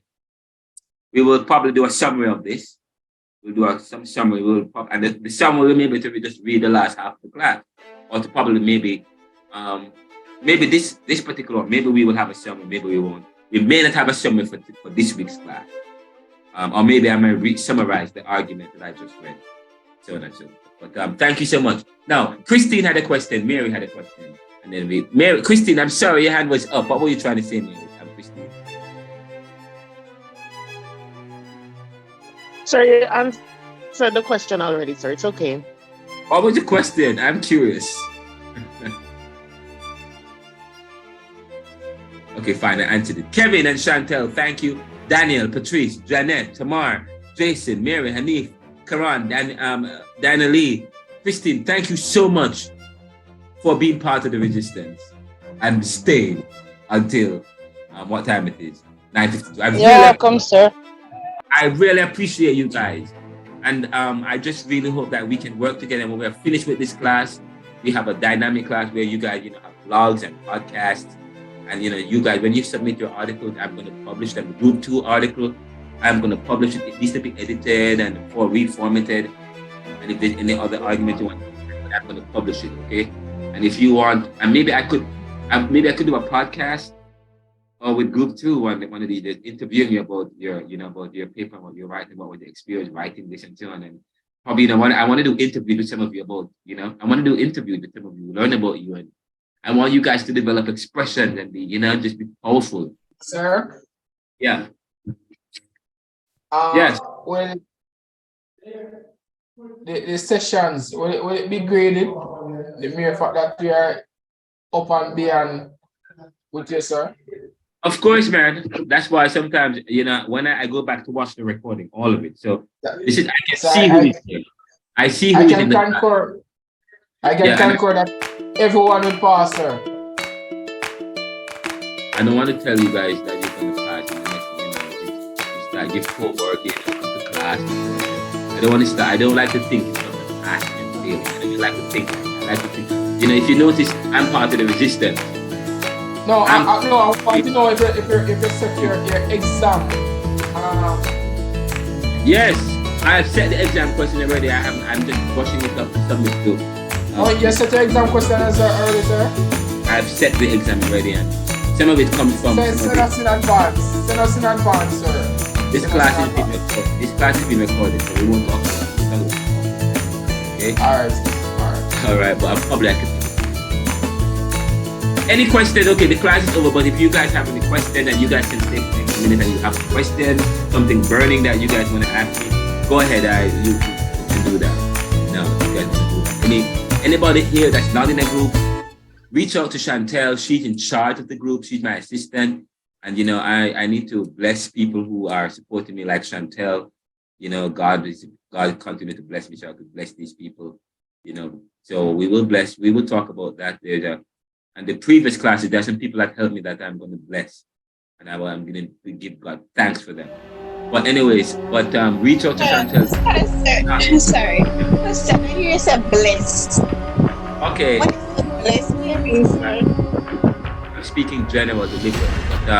But I just want to tell you guys that continue to follow the Neoliberal.com. Follow the Renaldo C McKenzie.com. I have a lot of the commentaries and stuff that are in there. And I'm gonna go and look.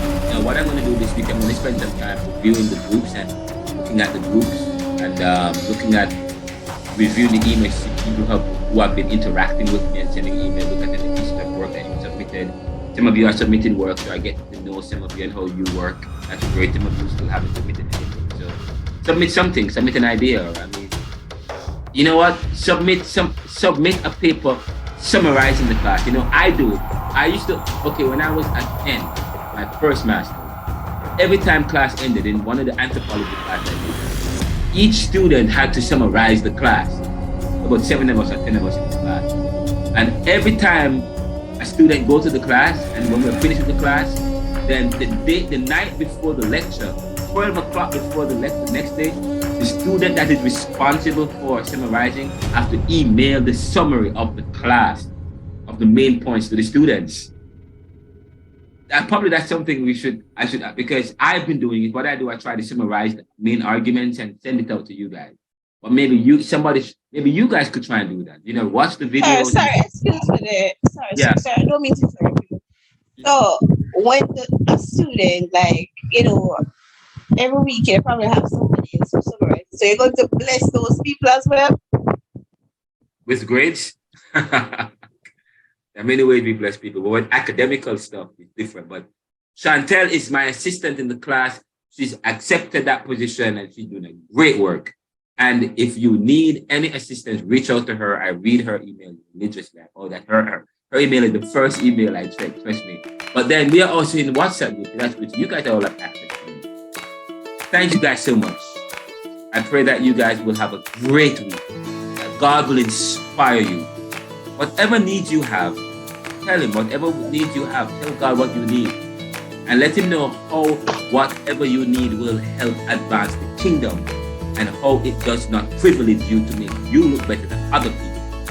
Let him know that, hey, I'm not trying to build myself so that I can look good for God. I'm asking you to bless me so that I can bless you. You know, I'm writing a book on secrets to unlocking the life. And that's one of the things I talk about. You know, and I talk about experience.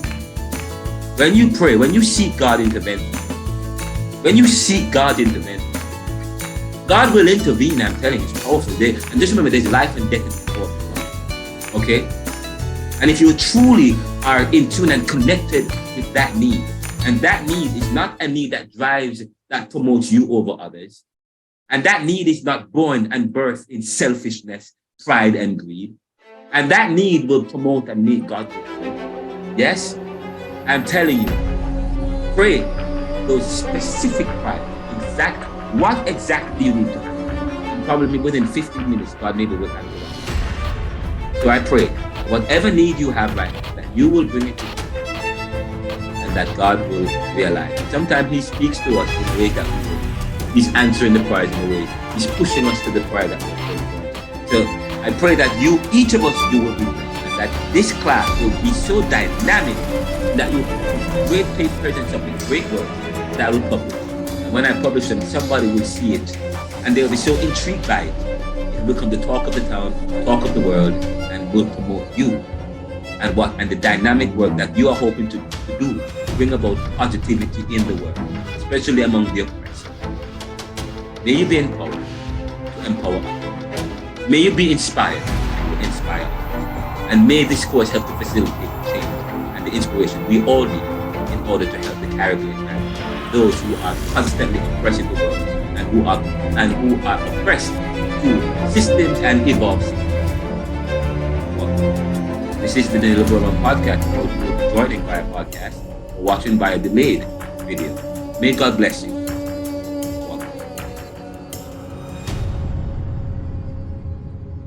All right, sir.